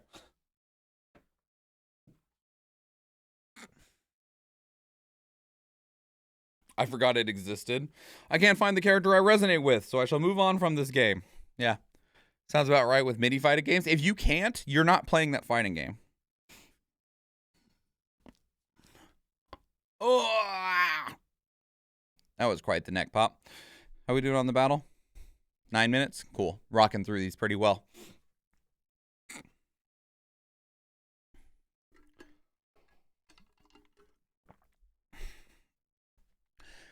Number 4, as much as I don't want it to be a number 4, or on this list at all, is Nioh 2. Nioh 2 is going to be the most painful entry to talk about, okay? I really like Soulsian games. I like Dark Souls. I like Bloodborne. I like Nioh. I wanted to like Steel Rising, but the game didn't run very well, right? I'm excited to see what we get next from Software. It always feels weird to say that. I hope that Lies of P ends up being good, right? But when I look back at Nioh, and this might have kind of the same problem that Little Nightmares did, of that it's a sequel, right? And so as a sequel, how much are you an extension of the first game? How much do you set yourself apart from the first game? But when I look back at Nioh 2, I think my only memory is that game was long. That game was so long, and it is. It's super long. It's like 90 hours. It's massive, okay? But Nioh 1 is still my favorite Soulsian game. It's still above Bloodborne. It's still above Dark Souls, right? I still really adore Nioh 1. I do think Nioh 2 is better mechanically. Nioh 1 was a very rough project coming out from Team Ninja, right? Team Ninja then went on to make Nioh 2 and Stranger of Paradise. And Nioh 2, I think, looks better. I think it runs better. I think it works better mechanically than Nioh 1 does. But it just feels more bloated and more bland. It is more for the sake of being more. They added in more weapons without changing any of the old ones because they wanted them to have more weapons available. There's more enemies, but they don't feel like they're actually adding anything. It feels like the number went up without the substance actually getting deeper. You made the lake wider when you needed to dig it down. But I think it's also difficult to dig down because I feel like Neo's combat already had a very beautiful, approachable depth to it. And if you kind of look at like Dark Souls 1 versus 2 versus 3, Dark Souls 1 is clunky and wild, right? The things that you can do in that game is weird. And then as the games get on, now this is going to be controversial, I think Dark Souls 2 is better than Dark Souls 1, and Dark Souls 3 is going to be better than Dark Souls 2, because they kept on learning and growing and improving, and newer is normally better, but sometimes older ones are loved more strongly. I know way more people that'll call Dark Souls their favorite Soulsians over Dark Souls 3. time and time and time and time again. And maybe that's where I'm sitting of like, man, I really love Neo, and I just don't really care that much about Neo 2. And it's going to be interesting to see where Neo and Team Ninja go on from here, because after Neo 2, they had Stranger of Paradise, Final Fantasy Origins, that Final Fantasy Dark Souls game. We played that, not on this list. It'll be on another one, though. Don't worry. And you know, now they're moving into Wo Long Fallen Dynasty, which looks like they're trying to kind of make a more faster-paced, action-y Neo, which, depending on how that goes, could be really good. But whenever I look back on Soulsian games, I'm always going to be thinking about Neo and never Neo 2.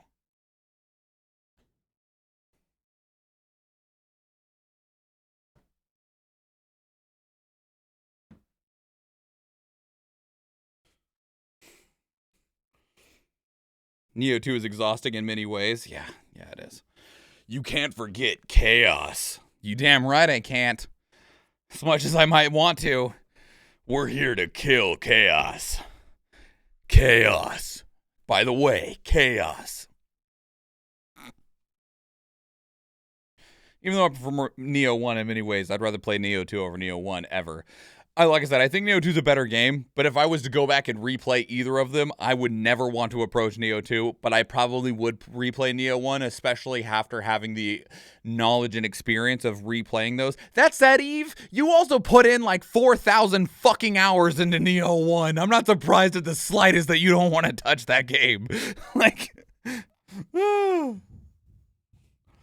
I played that game beyond what is reasonable. I put more hours into that game than some people put into MMOs. Like, of course you don't want to replay it. You know how many blades of grass are on a particular corner of a stage at this point. I'm memeing, of course, but I don't blame you at all for never wanting to touch it again. Okay.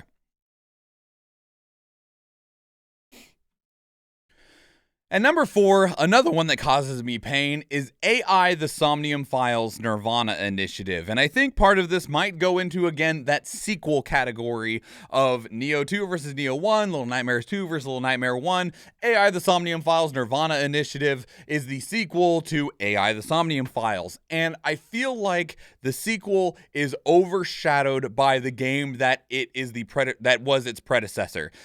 The sequel is better in most ways, okay? It's got better visuals, it's got better design, it's got better mechanics, you got new mechanics. The mechanics are like engaging in a way that you didn't have in the first game.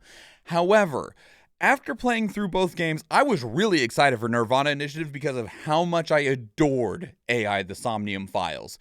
But it felt like a lot of the charm of the first entry was lost, because we're getting introduced to these characters in the first game and going on this journey with them, and then Nirvana Initiative is the sequel, and it includes these same characters that have already went through all of these things, all of these events in the first game. I'm trying to be very vague for multiple spoiler reasons, right? And the second game, it just felt like they were trying to figure out how to take these characters another step forward. The story is a little weird and a little bit more wild than the first game, which is saying something, because the story in the first game's wild as hell, by the way. But because they wanted to go even weirder and wilder, it pulls you away from the game that makes it hard to be connected to it.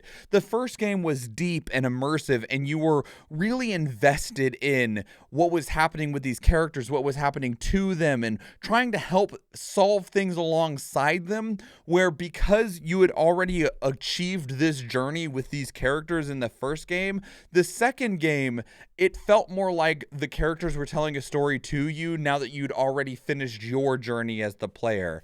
And it hurt the experience for me a lot. I don't think that the game is bad, but I don't think that it compares to the first one in the slightest. And I'll always remember the first game very, very fondly. And it does make me wonder what we will get for a third entry. If we do get a third entry, I do hope that we get one, because I like these games and I like these characters, but I have the hope that the third game is closer to the first game than the second game, while using the mechanics of the second game, because really the sequel just lost me in a way that if I ever do look back on it, it's not going to be in a fond memory. It's always going to be a bit disappointing. And if I have natural recollection of these games, I'm going to be thinking about the things I enjoyed about the first game more than the second one. 4,000 hours is what was necessary to pass my apprenticeship. Amigo, you're not even a master. I guess that's why it was just an apprenticeship. 10,000 hours. That's the rule, right? 10,000 hours to be a master at something.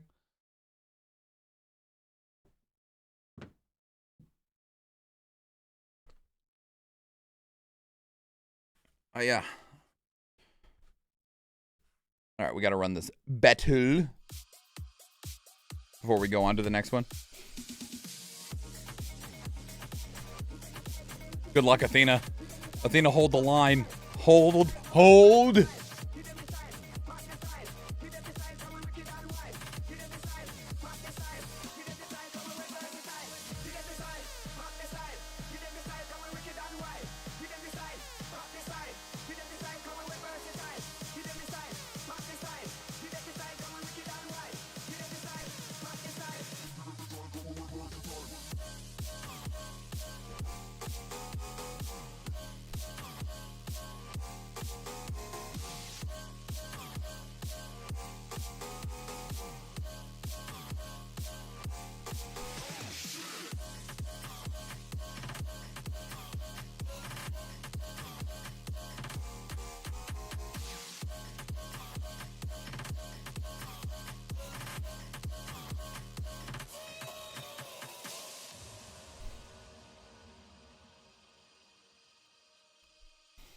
I'm going to give Athena as much defense as possible, I think.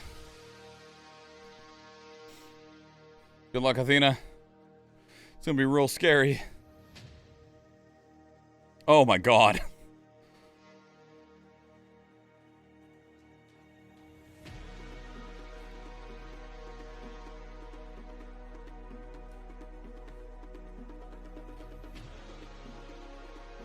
Athena, are you alive in there? I see your name. Oh, the healer died. It's just Athena and me now. The boss is dead, but I don't think there's any way that the two of us can kill all of these things. Oh, no. My poor sunfish. No, leave me alone.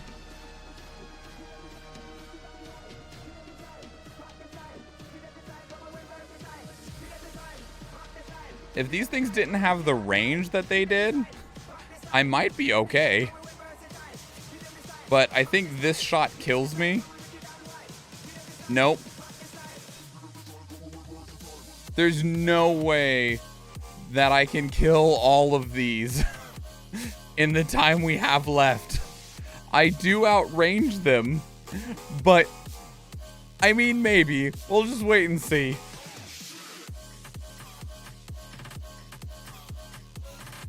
If I get in the range of any of them, though, I'm dead. I'm at 1 HP. Like, if my sunfish wanders into any of their ranges, I'm dead. Thank you for the lurk star. So we'll just see what happens on if I accidentally get too close to one of them. I shouldn't, because I should only be getting as close as I need to get to the next closest one to me. So I should always stop right outside the range of whatever is the closest one. But if I get too close, I'm dead.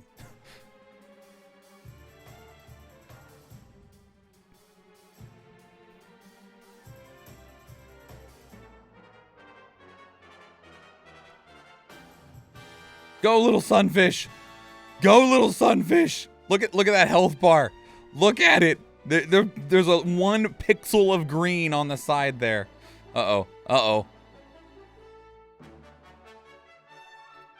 I can't believe we're winning this. GG's, artillery. GG's. Oof. Monks going to Athena and Marvelio. Wow.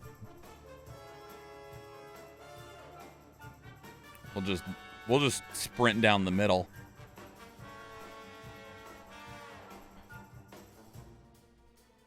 Ew.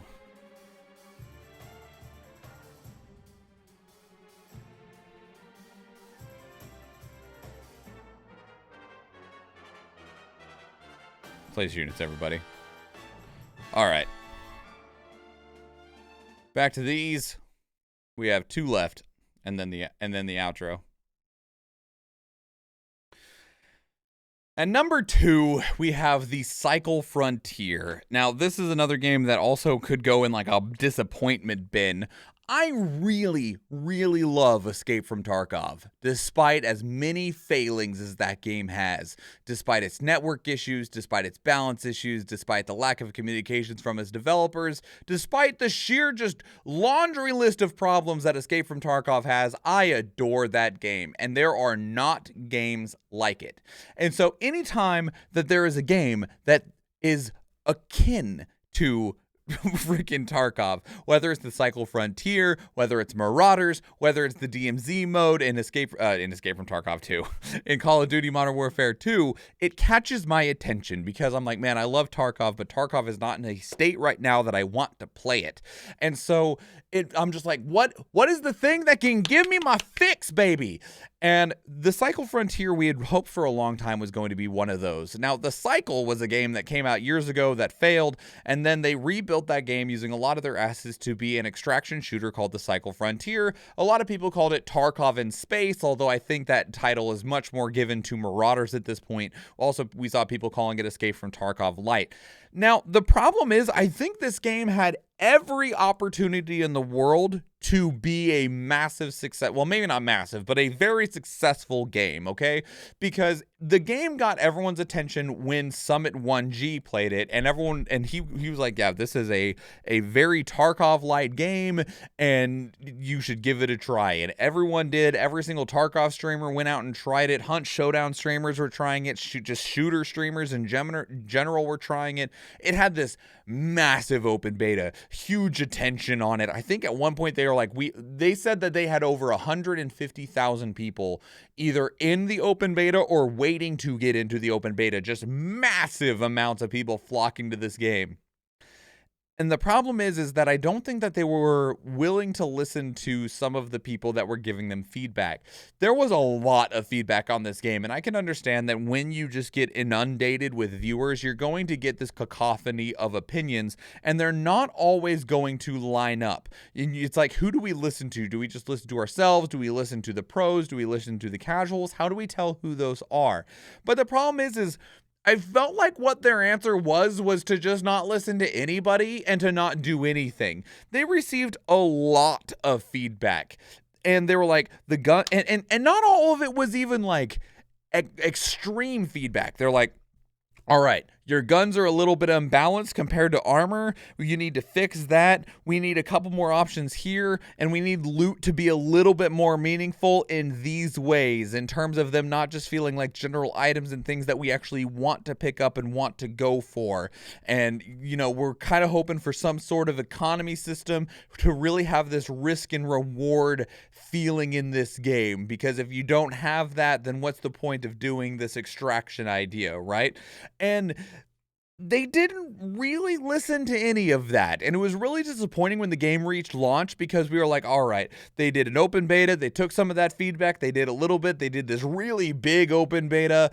And then they got all of this feedback. And then they were like, oh yeah, and we're launching in a month. And we were like, you cannot fix these things in a month. They're like, all right, fine, 2 months. And everyone was like, no, okay. And then sure enough, it launched, and it didn't fix some of the issues that people expressed that it had. There were still balance issues. There was still a lack of meaningful loot and meaningful progress. And while they did try later to fix that, I think it's definitely too little too late. The player base on this game is gone. Like, they had all of these people talking about it. It was one of the most watched categories on Twitch for a while, and they just didn't capture that. They went, that's cool, and then just looked away from it. It wasn't unique enough. It wasn't enough of its own thing. It wasn't enough of like trying to be a Tarkov clone. It just didn't take its chance. Like, it built a good foundation, and then everyone said, here's some ideas of how you could carve this into something that will mean something. And then they just left it as the regular block of marble going, I don't know how we should carve it.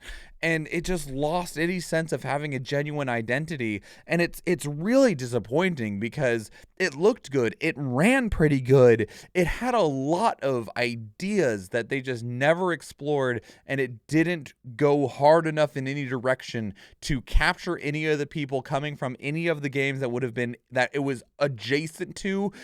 Couldn't capture battle royale players, it couldn't capture extraction shooter players like from Escape from Tarkov, and they all just meandered off into the wind or back to whatever game they were playing. And so I don't think that this game has a future. I'm not going to remember it come a month after making this video, and instead I'm going to be going, has Tarkov fixed some of its stuff yet? Is Marauders updated to be like more of a game and not a tech demo yet? I'm going to be looking at other things rather than ever looking back on the Cycle Frontier. Last one.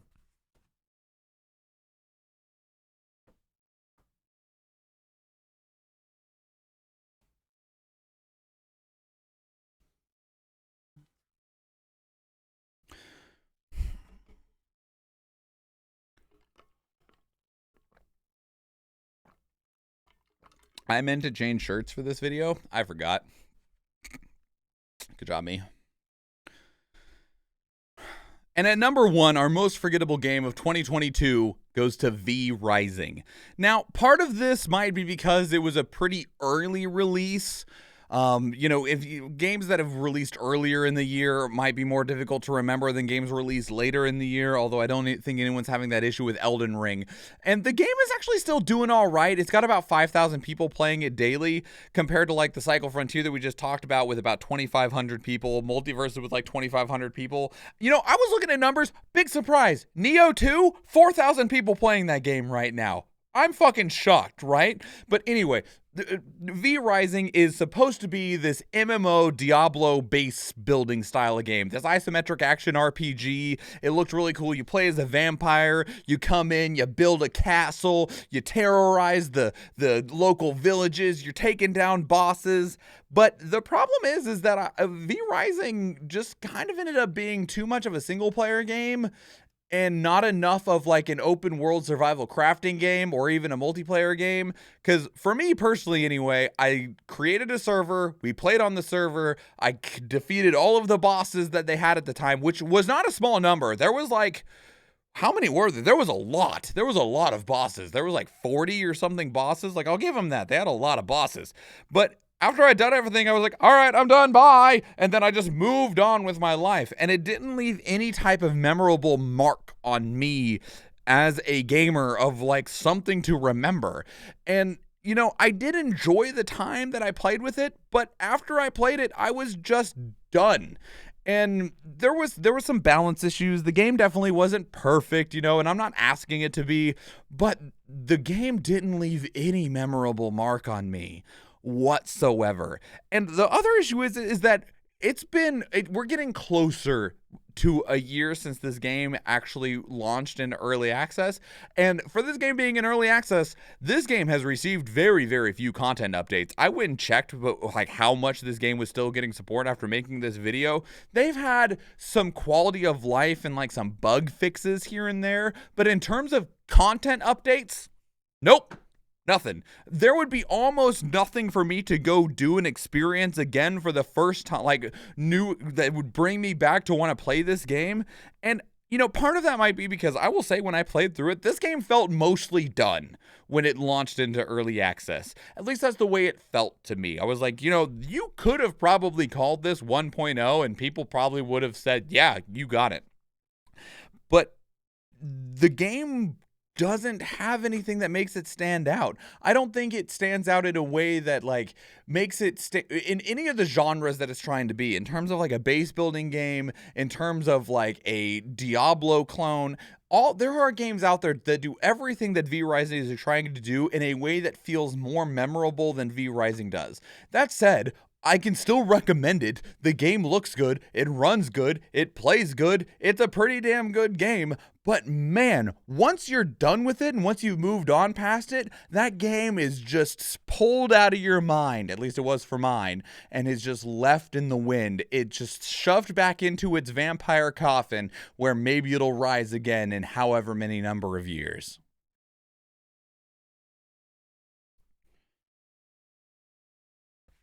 It was overly grindy.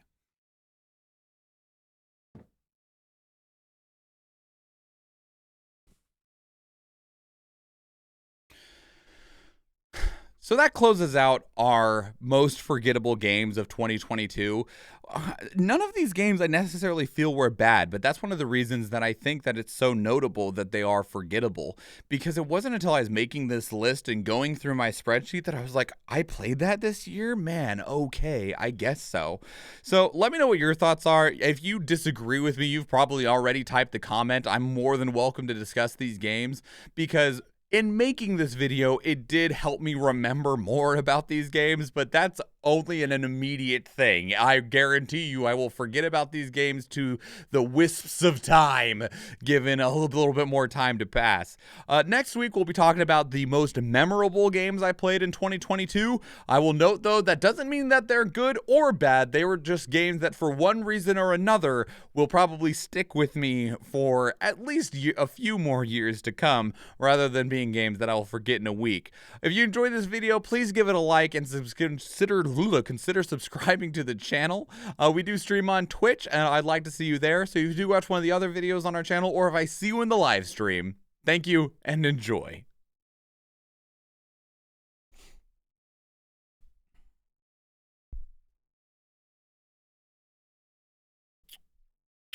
I don't have a button that hides this shit to make a thumbnail.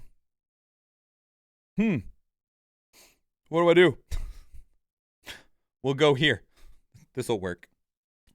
I might want to be in the middle anyway.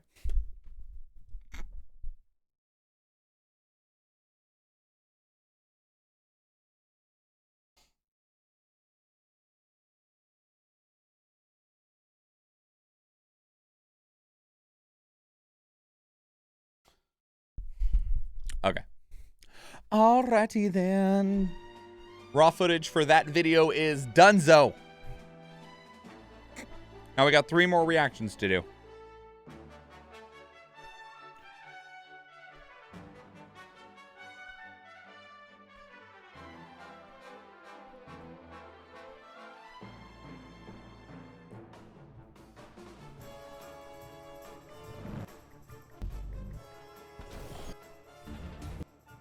Well.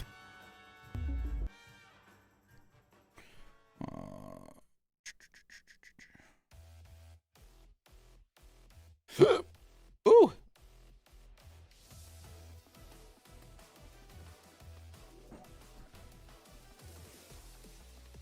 How was that?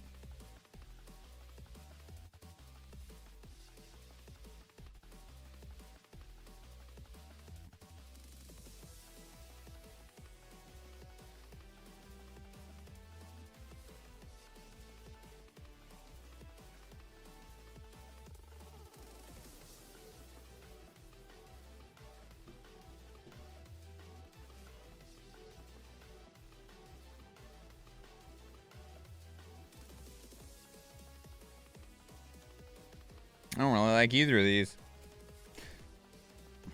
Alas.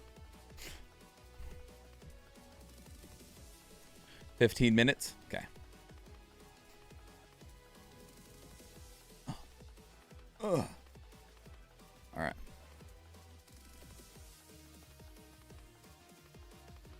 Man, that looks like an esports thing. We're going to go with this one. I'm not super happy with this one either, but that other one just looks so esportsy. All right.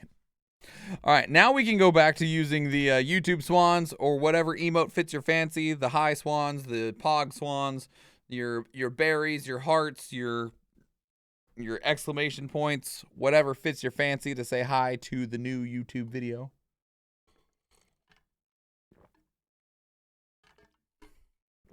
All right. Scratch, scratch, scratch, scratch.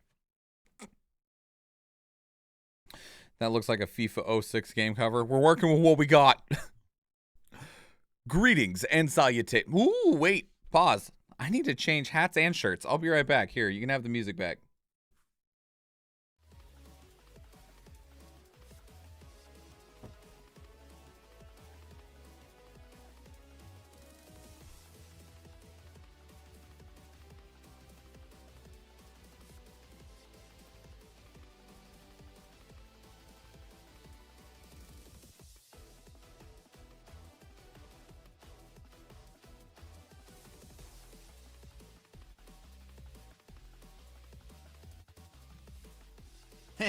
I may have taken off the My Hero Academia shirt, but we're wearing a My Hero Academia hat. Get wrecked, nerds. All right, anyway.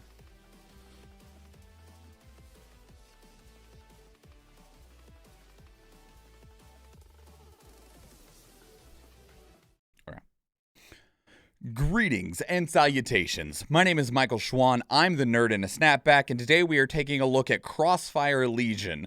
Now, there's a chance that you might have already seen or even played Crossfire Legion. It did go into early access, I think, back in May, but it is now officially launching into 1.0. Crossfire Legion is an RTS, so think of games like Command and Conquer or the old school Warcraft games. And, you know, this is a genre that I adore a lot, okay? While I have not played many RTSs recently, it's because we haven't actually been getting that many RTSs recently. It's a fairly niche genre, and I play them in a way that, like, I felt abandoned by a lot of the developers for a long time, because admittedly, I play these games like I play Army Men, okay? I'm building a cool little base, I'm setting up some towers and defenses, I'm gonna build a nice organized platoon, and we're gonna go play Army, okay? Whereas, like, I feel like after the success of StarCraft and Warcraft 3 on competitive circuits, it started to move into where these games were more heavily designed around having a competitive scene to them. And like, I get it, but at the same time, it made the games not fun for me. And woe is me, blah, blah, blah. I understand. But that also meant that when those didn't stay successful in an esports setting, that the genre just kind of died in its entirety. So, and we saw things like Dawn of War, the 40K RTS game. Dawn of War is a great game. Dawn of War 2 was just not. It was so much more trying to be an esports thing, and Dawn of War 3 was terrible, okay?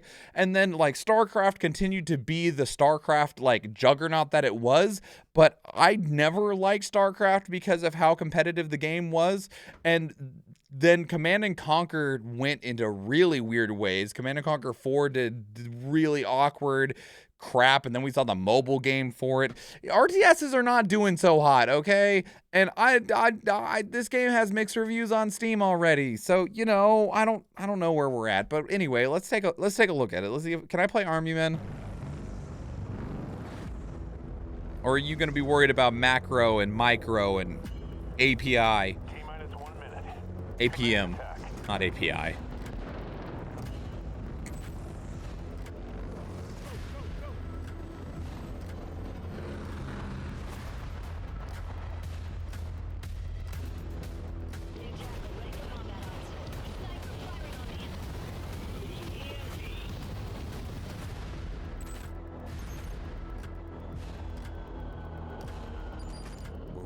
History, Viper. Let's begin.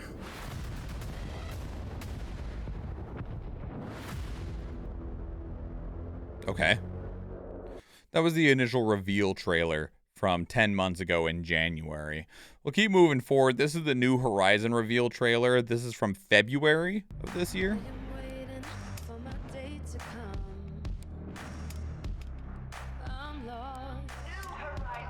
Does this game have a story mode?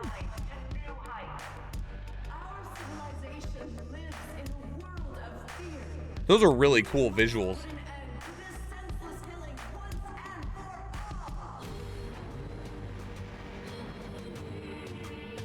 Good job. Fusion core deployed. Radiation field active.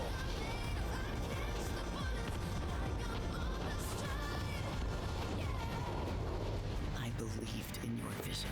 That vision is finally becoming reality. I still believe in what New Horizon stands for. Huh. Am I getting copywritten for this song? Probably. You're a cool visual. Thanks.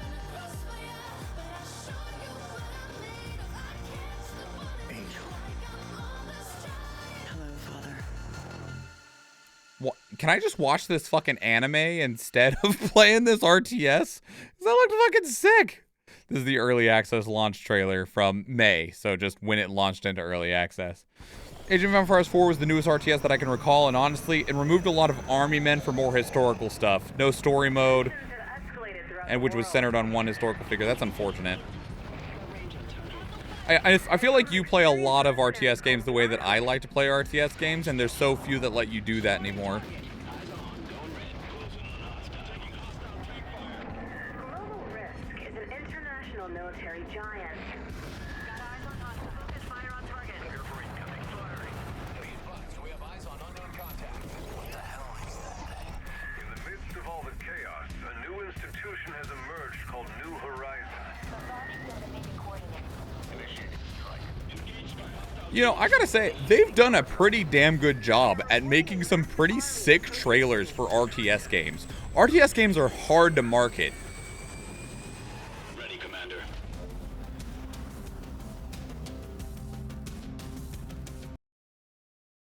We'll keep moving. This is the new game modes trailer from Welcome, May of Commander. this year. This briefing will help you understand and master Crossfire Legion's new payload and co-op game modes. Let's start Co-op? with payload mode. Okay. You will find yourself fighting for control of the map as you secure falling crates. Once you have secured the area around each crate, you will have to escort its payload to its launch point. Secure 3 payloads to win the mission. That's gamey. Escorting is not everything. If your base ends up being attacked and razed, you lose the mission. Make sure not to let your guard down if you want to vanquish your foe. See resource collectors. Supply crates containing powerful abilities. Hey, Rio, will welcome drop in. periodically onto the battlefield. Destroy them to claim the perks they offer. Choose the commander you bring to the battlefield carefully. Their powerful abilities may very well turn the tide of battle in your favor. Kinda Abilities can yeah. be recharged by killing enemy units or through the loss of your There's a own little bit of units. unit collision in there. The vehicles are driving around each other. I think it's just the airborne enemies that struggle with With unit the release collision. of early access, you will be able to play on Domination, Rail Yard, and Black Site. The Black Site Admittedly, map this is covers so a focused secret on being a airbase that serves as PvP staging style game ground mode for that I Black do Ops not care in the missions throughout slightest. the region. As a cunning commander, you will use the choke points to ambush your enemies. The Domination map The represents collectors a for crucial resources? section of the Well, it supply wasn't line just out like of a the mining node. I saw little units driving up to it to drop shit off, so they had to have been... Oh, they're just...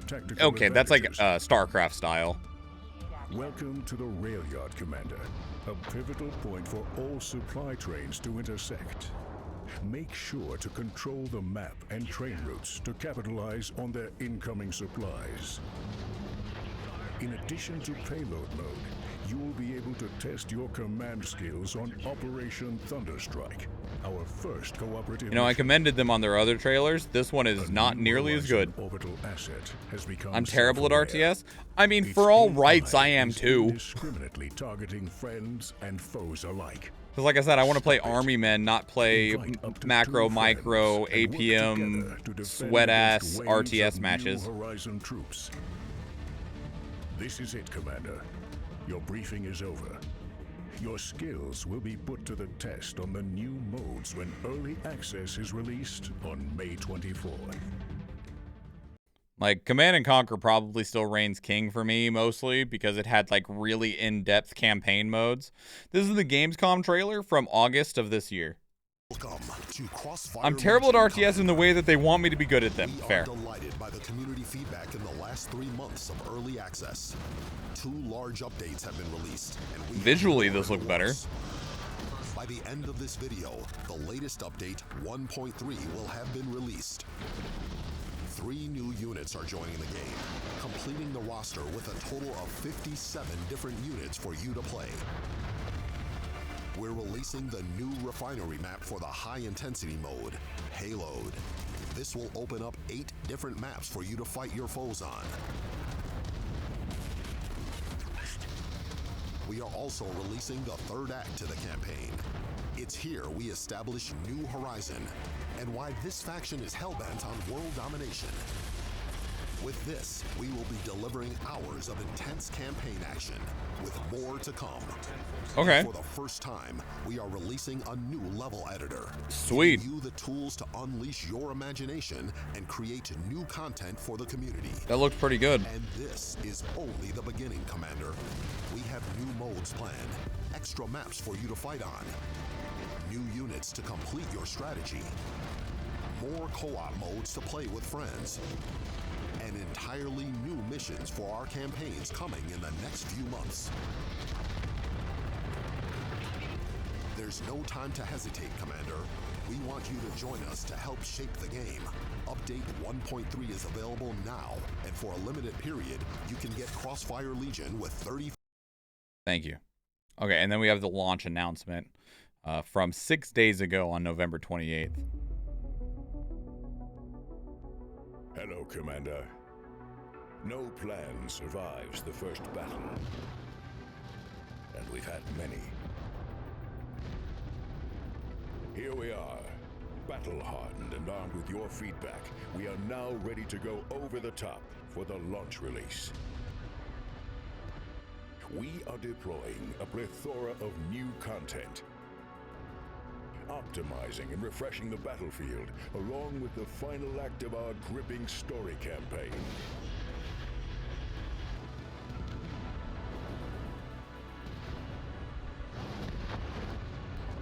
Commander, Crossfire Legion leaves early access 8th of December. It's also going to have a free weekend when it launches. So that means this coming weekend, you can play Crossfire Legion for free and try it out. That's interesting. That's an interesting prospect. The game currently is $30, so it's not a massive buy. What are people saying in the reviews? Because it does have mixed reviews, with 64% are positive. So this is the most updated. Wow, this is significant. Good lord. Has great potential. Good to see modern futuristic RTS without fantasy creatures or aliens. So on that basis, I am in and hopeful. Needs at least a fast forward option like X-Morph Defense for the in-game cinematics to get a thumbs up from me. I don't enjoy being forced to rewatch things. Okay. The biggest problem with the campaign is you die learning the unit's controls and then have to sit through the same in-game cinematic. Okay. Pathfinding and AI. Pathfinding is problematic at times. Welcome to RTS games. Blackbird are saying they're moving away from microtransactions due to feedback. They are contradicting themselves a bit. Does this game have microtransactions? I didn't see anything on the Steam page, but that doesn't mean that they're not in-game microtransactions, but there's definitely nothing here. That is a lot of review. It's a thick boy. So thick. He's got quotes and shit in here. Campaign, like he's got quotes from the company and shit. This guy went really hard on his review. I mean, like, I appreciate that. Player versus AI. So player versus player and AI. I never see any lobbies or players, so I haven't tried PvP. I'm Oceania. You never get PvP support. Sorry. Not recommended. The game is primarily too expensive for what it has to offer. I have played the campaigns available so far, and it's boring. Couldn't find anyone to play for an hour, but I did play a few skirmishes. The game engine and the way the units move is similar to Homeworld.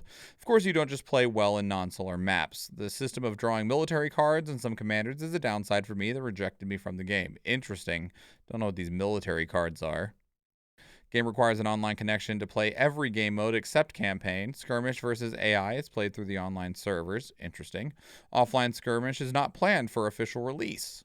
Okay. There are practically no players online, so beware if you are buying for PvP. Interesting.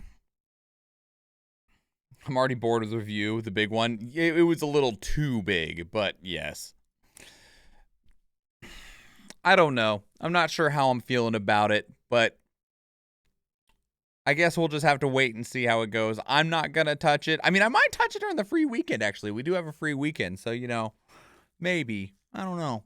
Let me know what your thoughts are. I'd like to hear from you. Have you been playing it? Have you been in early access? Put your thoughts down in the comments below. If you want to keep the conversation elsewhere, two great places to do so are Discord and Twitter. Speaking of Discord, we have a channel dedicated to these reactions where you can place links of your own that we can check out together live on stream. Because we do stream on Twitch, and I would love to see you there. If you enjoyed this video, please leave it a like. If you want to catch future videos, please subscribe to the channel. And if you do watch one of the other videos on the channel, or if I see you in the live stream, thank you and enjoy. Welcome in, King Jerry. How are you?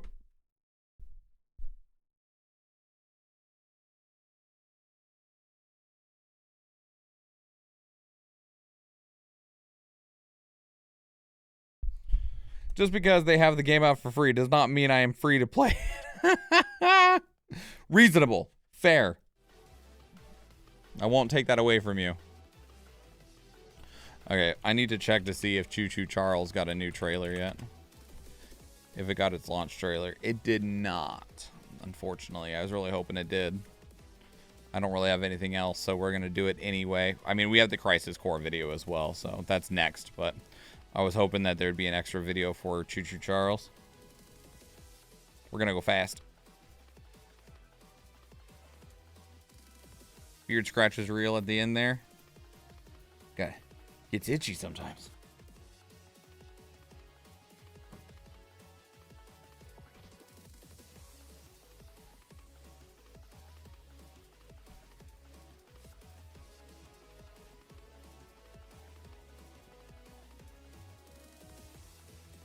I only have one Final Fantasy VII hat, and Athena got it for me, but I went and grabbed that particular hat so that I could wear it for the Crisis Core video. Oh.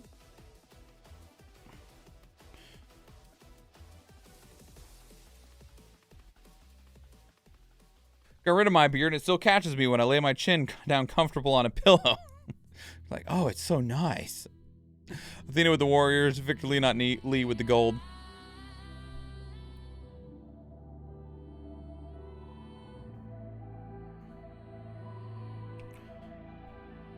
Oh, enemies will be revealed over time.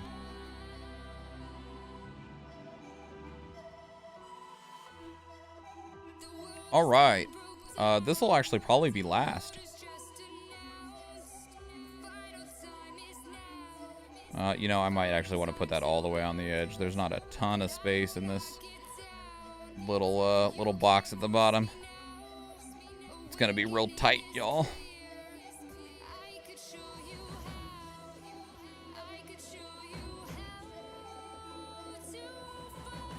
Place units, everybody. Oh, wait, no, we can leave that open. I gotta get trailers open anyway.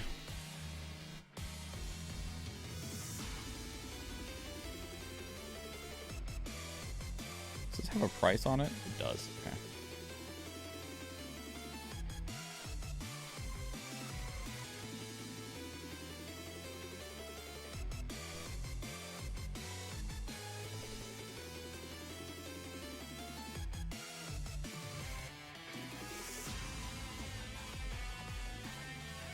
All right.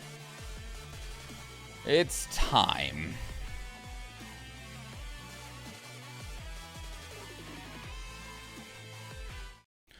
It is time for us to talk about Crisis Core. Put in your YouTube swans, your Pog swans, or whatever swan fits your fancy, or any emote that you have that's available on Twitch. Please drop it in there. Say hi to the new YouTube video.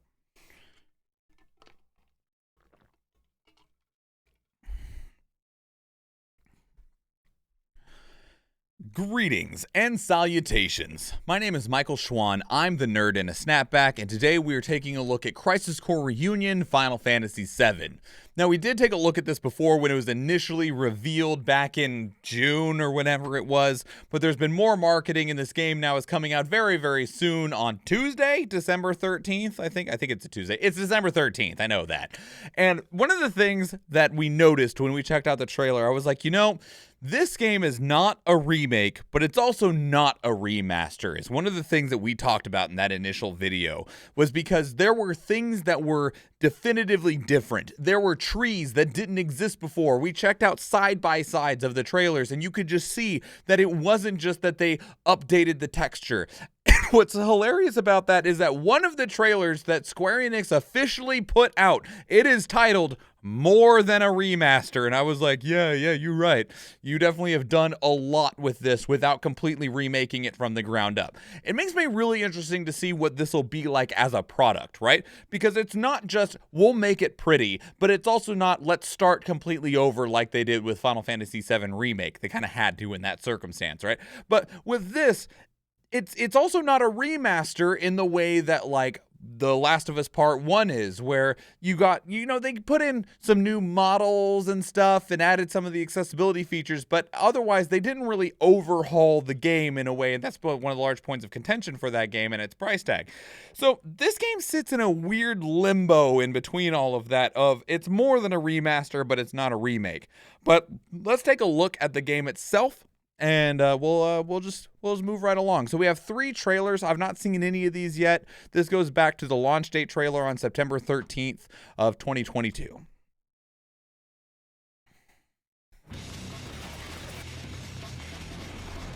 and get it.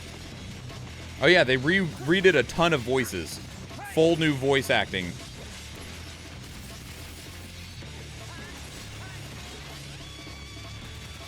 They did a lot of work with the combat to make it smoother, a lot less clunky.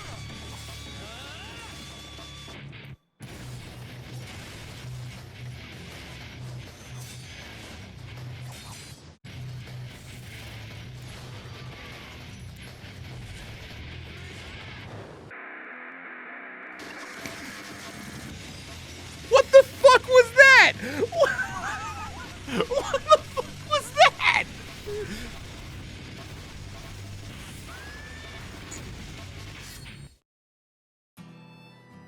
Wow, that was a hard transition. My friend, your desire is the bringer of life, the gift of the goddess. You're a little more important than my sword. Sup, Angeal?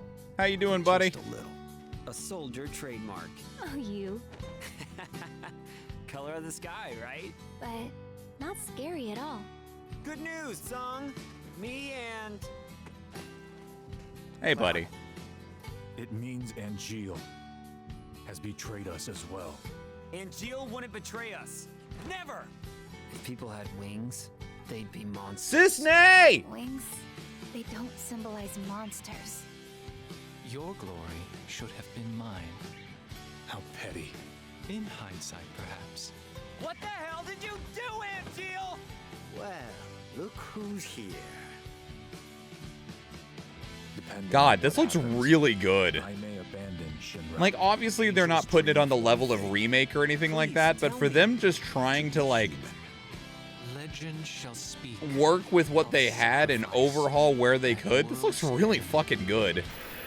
Considering this was a PSP game from 2004?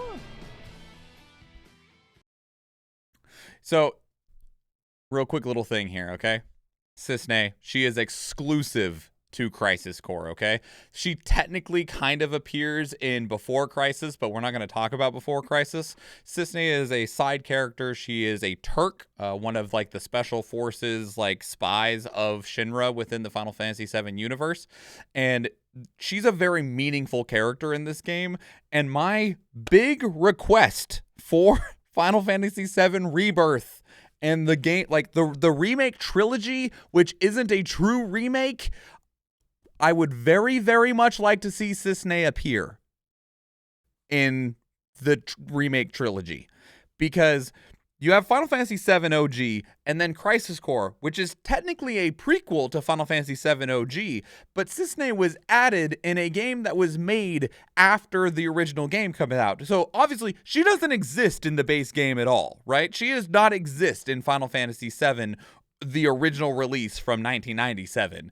But with the option of a remake and how much they've already added, adjusted, and changed, you now have the opportunity to show where this character went, because after Crisis Core, Sisney ceases to exist within the universe of Final Fantasy VII. And she's a very beloved character, but her story thread is hanging on the wind. But can you date her? No, but you can't technically date anybody in Crisis Core. There is the threads of a romantic relationship that could have existed between Zack and Sisney, but obviously that doesn't happen. So, but yes, can we please see Sisney, Square Enix, in Final Fantasy VII Rebirth, please?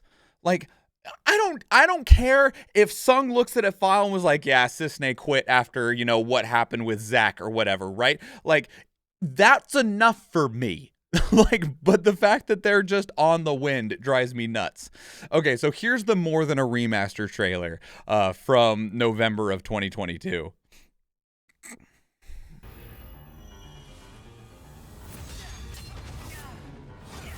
Captured on PlayStation 5.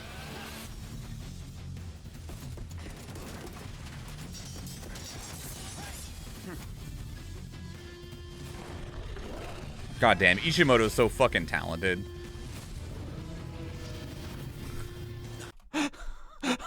That was jarring. Oh my god. Like, I'm glad that they did that. And this is how you can tell just how much they really overhauled. Here's Bahamut's model on the PSP, and then there's where it's transition. It's not the same model. That's why this is more than a remaster, right? They had to redo so much stuff because it's not just a matter of adding some anti-aliasing and grabbing updated textures. The game would not look anywhere near as good as it looks.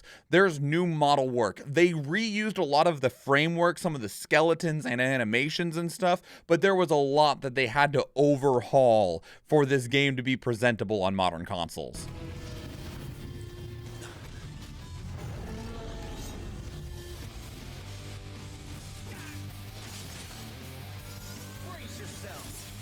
Man, you know when games look better in your memory? Mind you, I'm looking at this on a really high quality screen compared to my little PSP.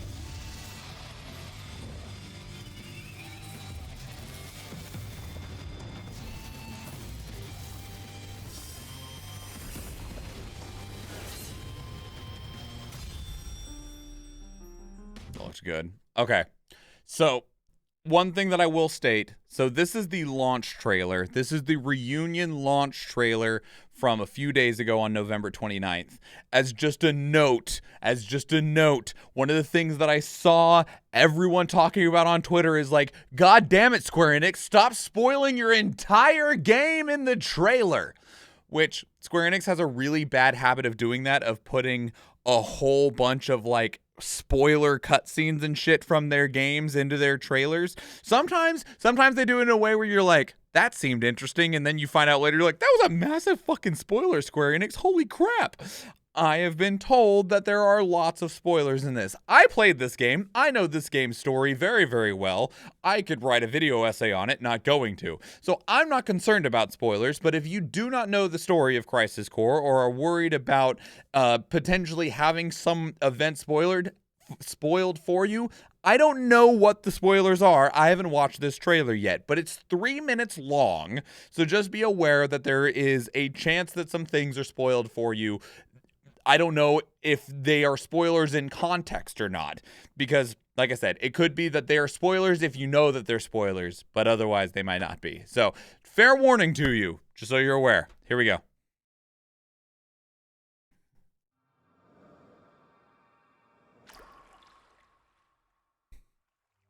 Those wings.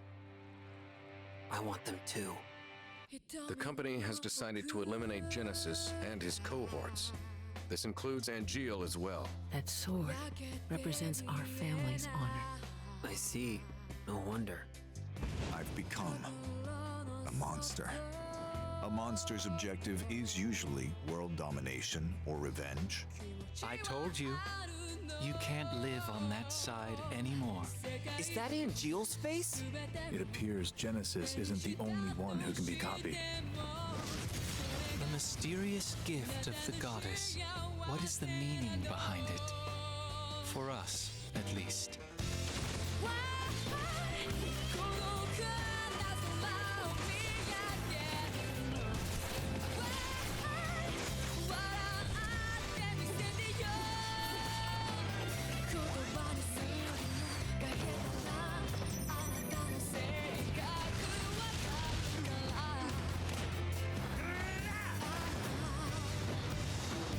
Those soldier people are kind of weird.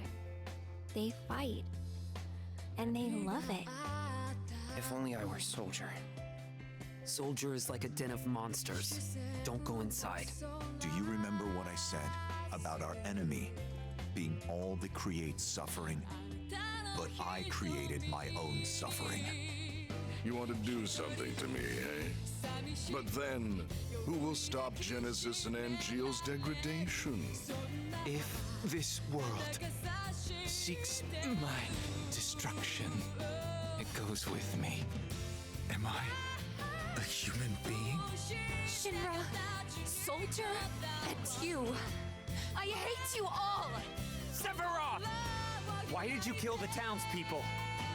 Why did you hurt Tifa? Answer me, Sephiroth!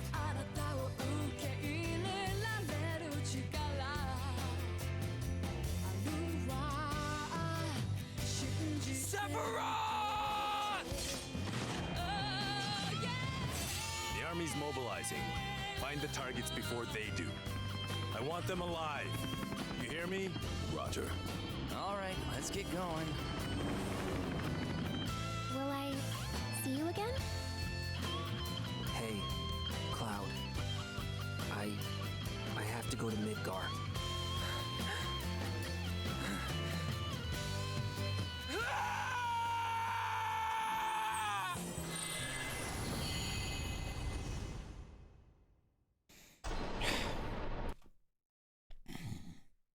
I'm okay.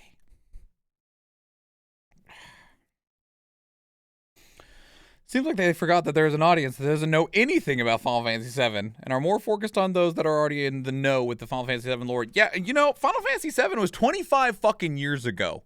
That's a long time. So like there are people that played the original, loved it, and then lived a full life and have died in the time since that then and now. And so a lot of the people now, like, who knows, you could have been fucking, 22 years old playing Final Fantasy VII and you are 47 now. That's a pretty significant difference of age. You might not be into video games anymore. You might not even be aware of that, like what's going on in the video game world. So anyway, as I continue to try to compose myself, yes, there are a lot of spoilers in that. In fact, almost damn near the entire game, relatively speaking, is shown in that trailer in one way or another. Now, that said, out of context, you probably, like, a lot of them wouldn't be spoilers because you wouldn't know necessarily like what they're showing or what they're talking about, right? And so that's probably what they're hoping on, is that if there was a new person that was watching this trailer, if you don't already know the story, a lot of that you wouldn't necessarily know what events happen when and where and how, right? You wouldn't necessarily know, like, okay, they're talking about this. Is that something that happens at the beginning of the game or the end of the game, or is it somewhere in the middle? And so that is one of the things that does exist within this trailer. But yes, that was way more spoilery than I expected, even with the way that people were talking. So, but again, I know the story. I know what happened. So I know, like, the moments that they're expressing, right? And that's a very interesting perspective from me, because I don't have the lack of knowledge. So like Eve, like, I know nothing. I've never seen it before, when or where or what, but I can definitely draw something from that. And then it just a matter of speculation. And some people won't like the way that's presented in terms of speculating of, like, what does that mean? What happens when and how? Some people, it might actually encourage them to go and try it and see how those events come to pass, especially because, like, if we look at some of the trends of Square Enix as the Square Enix marketing department in the past, if we look at like Final Fantasy 15, Final Fantasy 15 had beautiful trailers that had nothing to do with the game. So there is even that possibility that there are things that don't even necessarily make sense even within context. That's not the case here. Within context, everything does make sense. And it is interesting that they chose to show what they showed. But regardless, can't change that now. I get the story, just not the in-between of having not played through all of the OG Crisis Core, but even I can see this is just too much juicy stuff going on. And I think what they're hoping is that if they show you the juicy, you want to go find out how you get from juicy to juicy. As much as I don't like that phrasing. Juicy to juicy. So Crisis Core Final Fantasy Reunion launches on December 13th. I know it is available. It's available on like freaking everything, isn't it? Compared to like all of the exclusivity that we've seen for all of the other recent Final Fantasy games, with Final Fantasy 15 being exclusive to the PlayStation 4 for a while. Final Fantasy 7 Remake was exclusive to the PlayStation 4/5 until very recently. Some of their upcoming deals, such as Final Fantasy 16 and Forspoken, are also exclusive to the PlayStation 5, not even coming to Steam. But I do believe that this Reunion release is coming to everything. Nintendo Switch, PlayStation 4 and 5, Windows, Xbox One, and Xbox Series X and S. It is on every platform. So however you play games, you can play this game. It'll be available to you on December 13th. I will be playing this game, and I will be playing it on stream. I do stream on Twitch. There's a link in the description down below. We'll be playing it on launch day. That said, I won't be hardcore grinding through it on launch day. I have a very strict stream schedule that I stick to for the sake of my own health and happiness. So it won't be a one and done type thing. We'll be playing through this for at least a couple of weeks as we fill in that schedule with this game. I can tell you that this game is around 18 to 22-ish hours long. Really, you're looking at 18 to 20 if you're not really, because there's not a whole lot of side content while you're playing through the main game. There is end game and post game content that can push your 20 hours to like 70 hours, but that is not what you need to be able to play and enjoy the main core story of this game. So just to set your expectations for that. But we will be playing this on launch, so if you wanted to come hang out with me, I'll be talking a lot about like what I know. I'm very immersed in Final Fantasy 7. It's one of my favorite games of all time. I played it way back when. I've played it multiple times since then. I used to be a moderator for the official Final Fantasy Discord server, as well as a moderator for the official Final Fantasy subreddit. So I have got a lot of the stuff with this game, and it means a lot to me. So when was launch again? December 13th, 2022.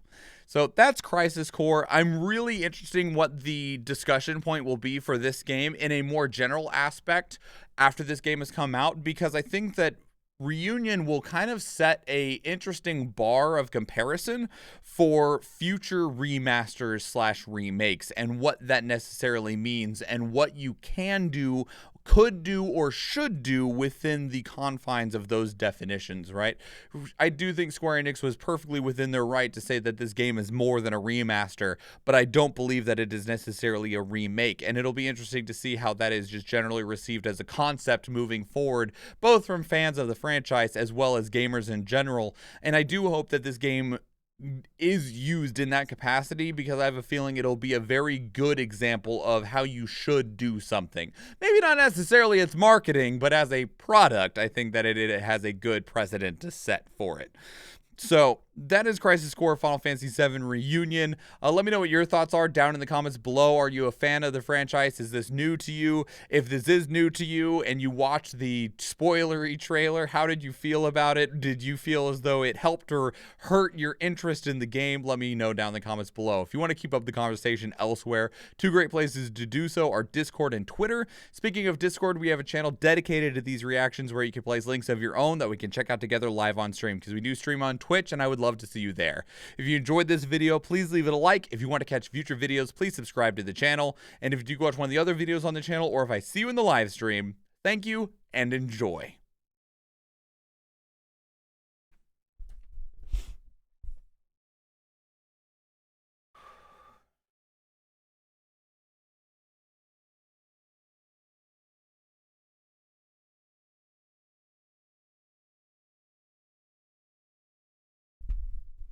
All right.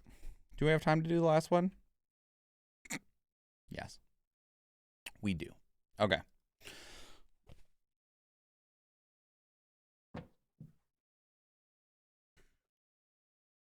Last one, everybody. We only have time because it's one trailer. Your face was not nearly excited enough. You're probably right.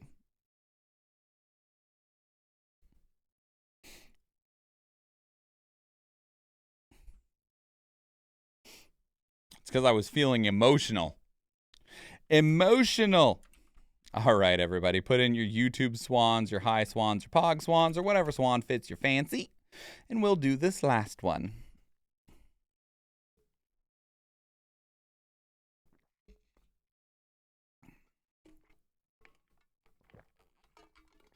This one will be fairly short, though.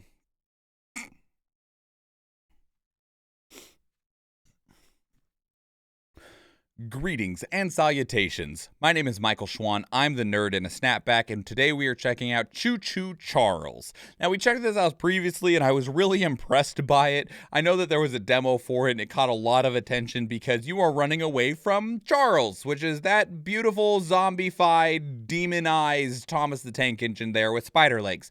I was hoping that there would be a launch trailer. This game comes out on December 9th. I'm recording this on December 4th, so there will probably end up being one. It just didn't get out in time for me to be able to record this video. And Choo Choo Charles, like, you know, it was more than I expected it to be when we checked out the launch and like the gameplay trailers last time we watched stuff for this, because it's more in depth. There's more mechanics for it than I thought that there would be in terms of how you're trying to collect these materials around the island and what your objective is, because it's not just about running away from Choo Choo Charles. There's a larger list of objectives of things that you need to accomplish in order to beat this game, and we're about to actually fully see it now. So this is the release date trailer. It's only a couple minutes long, but here we go.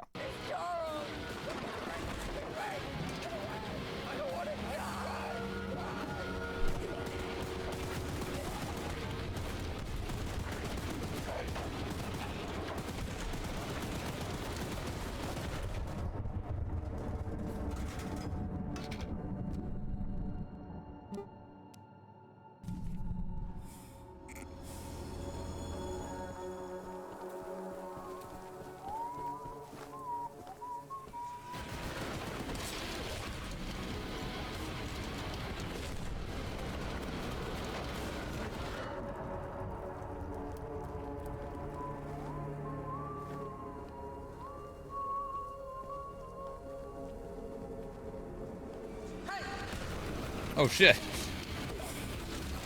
I need another gun.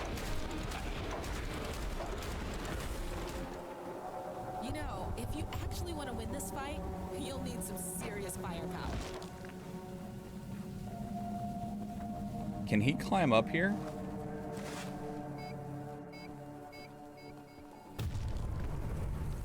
Now that you have those rockets and my launcher, all you need is a target. I found one.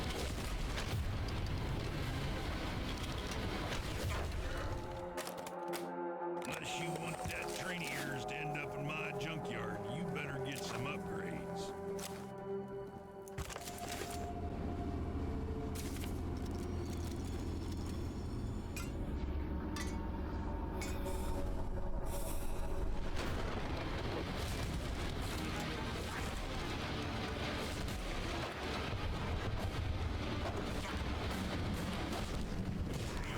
I think you lost.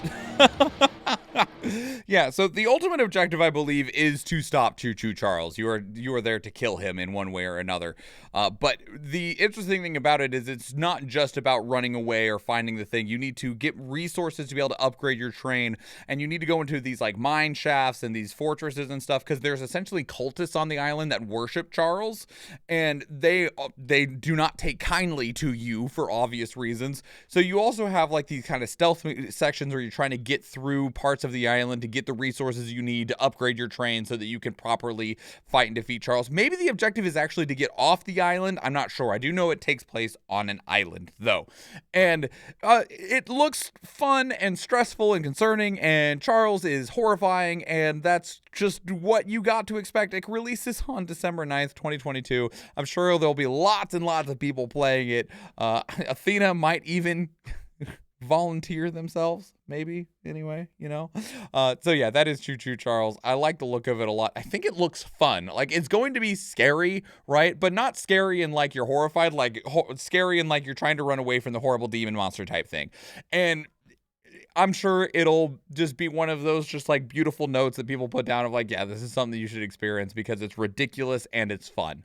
So that's Choo Choo Charles. If you did get the opportunity to play one of the beta builds for it, please let me know. Put your thoughts down in the comments below. What was your experience like? How are you feeling about this game? Is it something that you're interested in? Let me know. If you want to keep up the conversation elsewhere, two great places to do so are Discord and Twitter. Speaking of Discord, we have a channel dedicated to these reactions where you can place links of your own that we can check out together live on stream, because we do stream on Twitch, and I would love to see you there.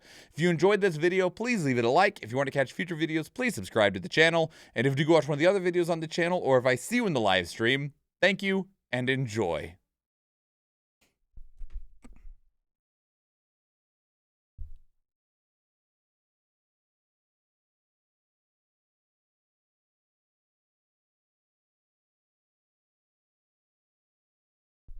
Just in time for Christmas. I know what I want for Christmas this year. I want a Choo Choo Charles doll. What? All right, everybody. I don't know why I closed that. I'm just going to have to reopen it for editing as soon as we're done here. Where are we going? Who's streaming? Who's doing the streamy streams right now? Napalm streaming. Is Napalm streaming Fortnite? Napalm is streaming Fortnite. You know that they would. Bardthulu's streaming, playing some Pokemon Platinum. That's cool.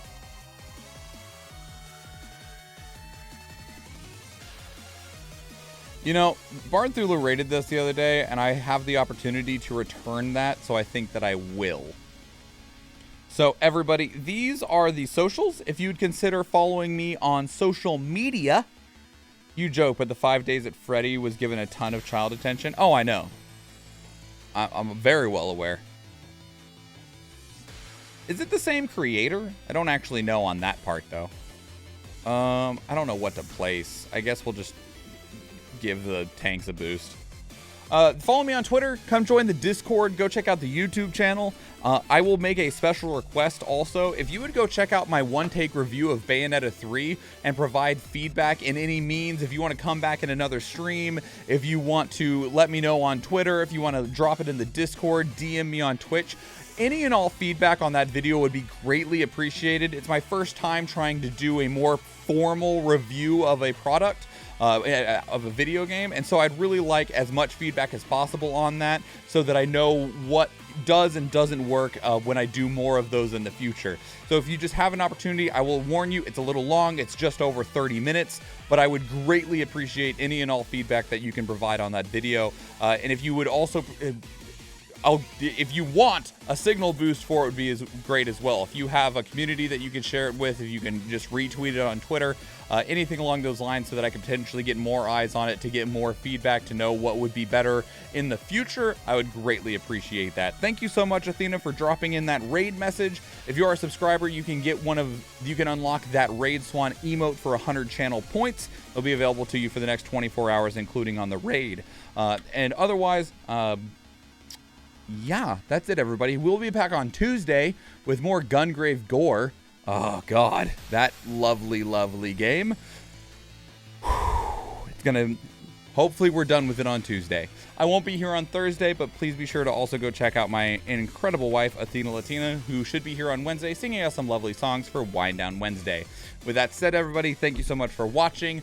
I'll see you for that atrocious game on Tuesday, and I hope you all stay safe, stay warm, and have a good night. Bye, everybody.